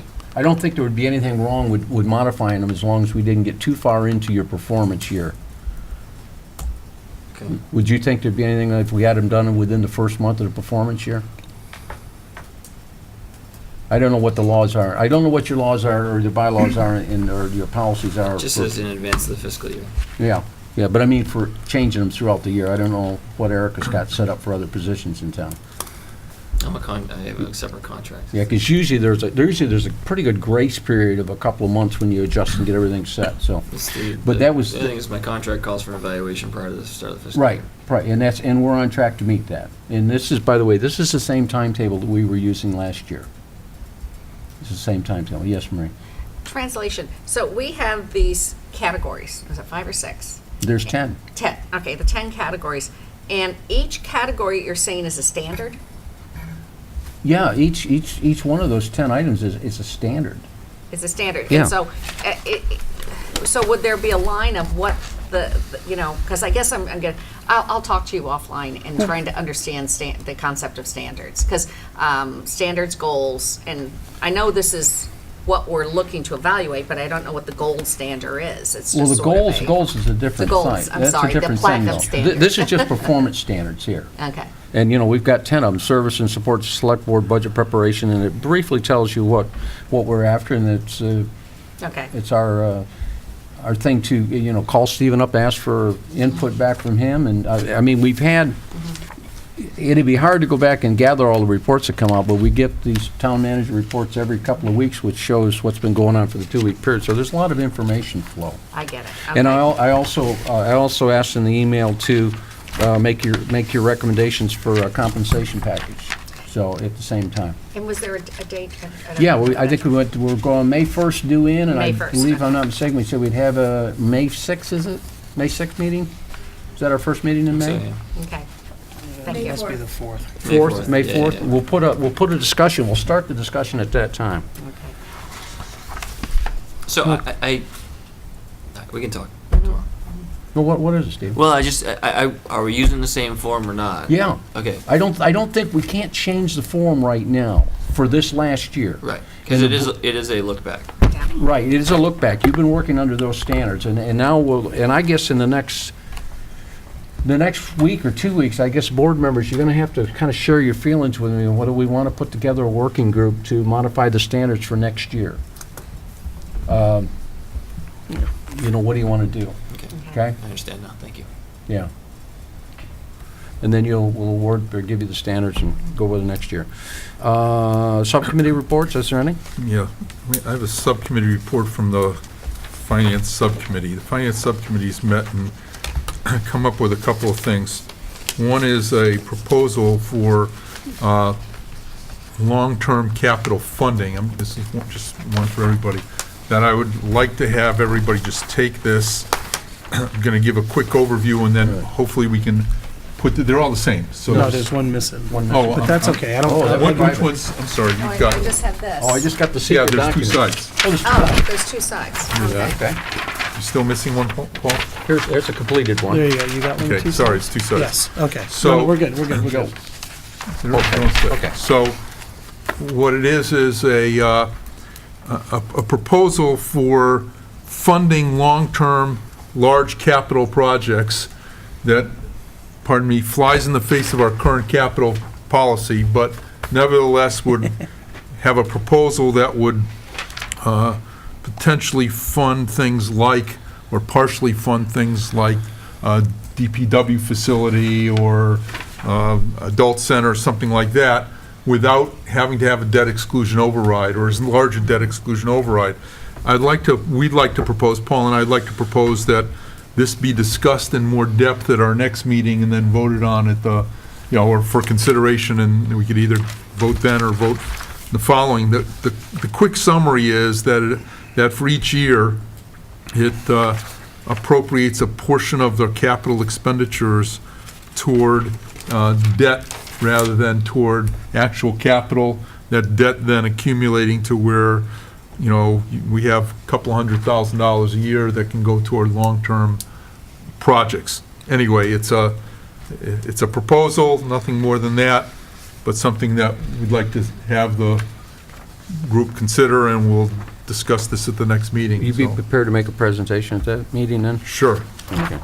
We'll see if we can get it in. We've already blocked in. Well, before we discuss it, I would really like this to also go to Finance Committee. They're supposed to be our advisors, and to get their views of it, and maybe a presentation to them to see if they're recommending it or what they might have problems with it. I know that we've talked about, I got to go over this because I have to, I know we've talked about using. You're seeing it for the first time, Marisa. Yeah, I know. But I know we've talked in the past about using the capital fund for creation of debt. Is that what this is? Yeah. And I know there's been some back and forth on this board alone, so I'd really like us to spend some time getting into it. And I'd love to hear what the Finance Committee But these has to are the say. type of discussions that we need to have. Oh, I agree with This you. is- this I is a agree good with you. discussion. Mhm. And Mark and I talked about that because the finance, I go to a lot of their meetings and there's actually no reason to bring this to them if we don't even want to entertain it. I mean, that's. Well, I think by bringing it to us, we're entertaining it. No, and but I'd right, like- to have that discussion, and if it makes sense, then I think we should go to them and talk. I mean, the to them. question is, how could this town finance a project like a DPW if we didn't want to, go into debt exclusion? If we wanted to use money that we already have, and, And this is. it's this not is- perfect, but it's a proposal. This is the type of discussion we were talking about 2 hours ago, though. This Right. That we need long-range to do. discussions and where we're starting to solve problems, create Anyway, problems. so that's one item. The other thing is on the reverse, there's a couple of different, either policies or considerations that we just wanted to also talk about the next meeting. One has to do with the potential establishment of a casino mitigation trust fund. We've got a lot of money coming in. There'll be money coming in every year, and how that money gets allocated and how it gets, appropriated and released by the town meeting. I think, we'd like to have this considered for potential inclusion. And also a reserve fund policy, where things, when things and how things come out of, or proposals go to the reserve fund that's controlled by the Finance Committee. Just a quick comment, statement about that. And then there's something, and Paul mentioned this earlier, that this electric rate aggregation, which is a potential benefit for residents and having nothing to do with town business, but, whether we want to look at that. Anyway, this is the kinds of things that we've been talking about at our Finance Subcommittee. Spent a little bit of time, as you can imagine, with the table on the front. Just shows what would look like 6 or 7 years out, at which point we would generate $200,000 a year for debt or to pay debt, which would be pretty substantial, and hope that this can be discussed later. You want to try stagger these out over several meetings, Mark? Whatever your pleasure is, Definitely, it's a lot to do. Okay. Well, yeah, Marie. The one thing on the electric rate aggregation, I brought this in front of the board a couple of times, and it was kicked back, and actually I've brought it, and we're going to be talking to the Energy Committee, Subcommittee about that. And electric rate aggregation is really just for residents and commercial. It has nothing to do with the town. Right. And what happens is when you accept the aggregation, we sign a contract, everyone is opted in, and they have to actually opt out of it. Yeah. Now, right now, the rates are going crazy. Stephen and I attended a meeting at Pioneer Valley Planning Commission on electric rate aggregation, and the problem we saw coming up is there's like 3 disasters ready to hit the wall, and electricity is really going to go shooting up. So we're not sure how much these companies are able to negotiate at this point in time for private and commercial. And they do not promise savings. They say, we will try to get you savings, but once you sign the contract, there's no guarantee there's going to be savings. So we sort of backed off a little bit about going ahead on it, but I will get more information when we do get it on. And of course, when we bring these guys in, they'll say, well, it's really to the advantage, but I think we have to be a little careful tiptoeing into that. They're going to give you the all that glitters is gold speech, and then at the end of that meeting I said, so what you're saying is until there's additional natural gas pipeline capacity, there really is no savings to be had by aggregation, and he said, yeah, that's correct. Yeah. So, I mean, because the natural gas companies are going to They're keep raising prices Yeah. They're until they get their restricting the number- pipeline. Right. So that's just, I mean, that's the cold hard fact of the where electricity prices are going. So you might want to put that at the end of your agenda items if you're running low, because I think we're going to run into a little bit of a problem. Well, we'll with get the that. long-term capital funding one in. Okay. I think we can get that. We'll see if we can get that next time. We'll have to look at the agenda. Yeah, I told you, I'd send you information first. Yeah, okay. Information first. But, yeah, this is good, guys. This is nice. So will you be sending it, or someone sending it to you, Mark? Will you and Paul be making a presentation to finance, or is it going to be sent to their chair? By our chair? Why don't we get a presentation made to the board first? Okay. I mean, we could follow this, we don't have to make a decision, just get the presentation to us. Okay. Because it's just like we approve the budget and send it to finance. Yeah. It'd be about the same thing, I think, Marie. Okay, They'll be in the loop. And capital planning will want to hear. Right. And I'm sure they'll want to make They will be very a interested. comment They'll on be where I don't they're know going with if it. capital so much gonna be interested, it will be because it's Because it's going to capital. tie into their capital funds. Oh, they'll love it. Yeah, Yeah. they'll love it. It'll tie up some of their funding. Okay. Not much, Maria. No, but some. It'll be it's very slow pain. Yeah. And that's how we're gonna get out of this, little pain. And also, when you make the presentation, could you tell us how this violates the capital planning? Yeah, because funding? capital planning policy now says capital won't be used for debt. Okay. This uses it for debt, so Okay. it's pretty So straightforward. that's it, that's the Well, let only me put it part. this way, there's the potential to use it for debt. Right. Right. It doesn't right, have to be, but, right. right, so there's And where the put aside potential and use it for could violate. larger Okay. projects. Yeah. And I would note that the casino funding is just, it'll be a line item source in the budget, so town meeting does actually have the final say on casino funding. And to some extent, the use of those funds is generally governed by the surrounding community agreement. Well, it'll be interesting to have that discussion. Yeah, Yeah. I think we all need to learn more about that Yeah. one, don't we? And actually, that brings up, can I go back to your town report? Where it's not 11. Yeah, it's not 11, go ahead, we're ahead of the clock. Was there anything we had to decide? I know I was reading through all that thing about the casino mitigation and subcommittees, and nothing to decide. so there's no, you decision don't made have by to the- pick which subcommittee, you're funneled right into that one. No. And there's no Right subcommittee now, of I'm the town's subcommittees. designee on the local mitigation committee, and then once the locals meet, they will filter up appointees to these other committees. To the other committees. Okay, so we can tell you which ones we think really look interesting, and then. Sure.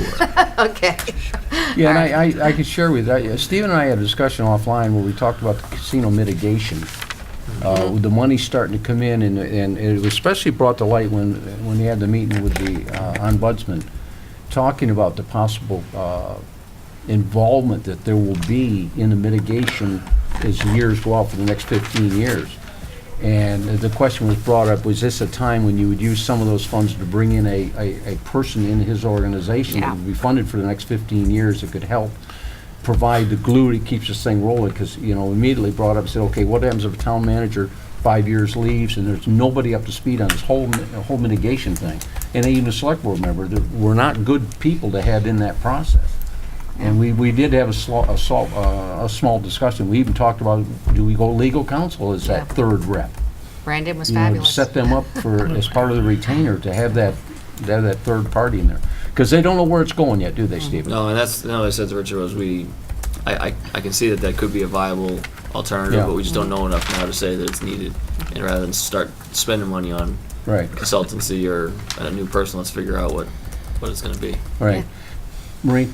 And then jumping way back to Alex, this is the measurements that we're doing now are really important. And maybe if we measure the opiate or heroin issues now and see if there's any jumps in a year or 2 or 3, we now have some baselines to see and look for mitigation there.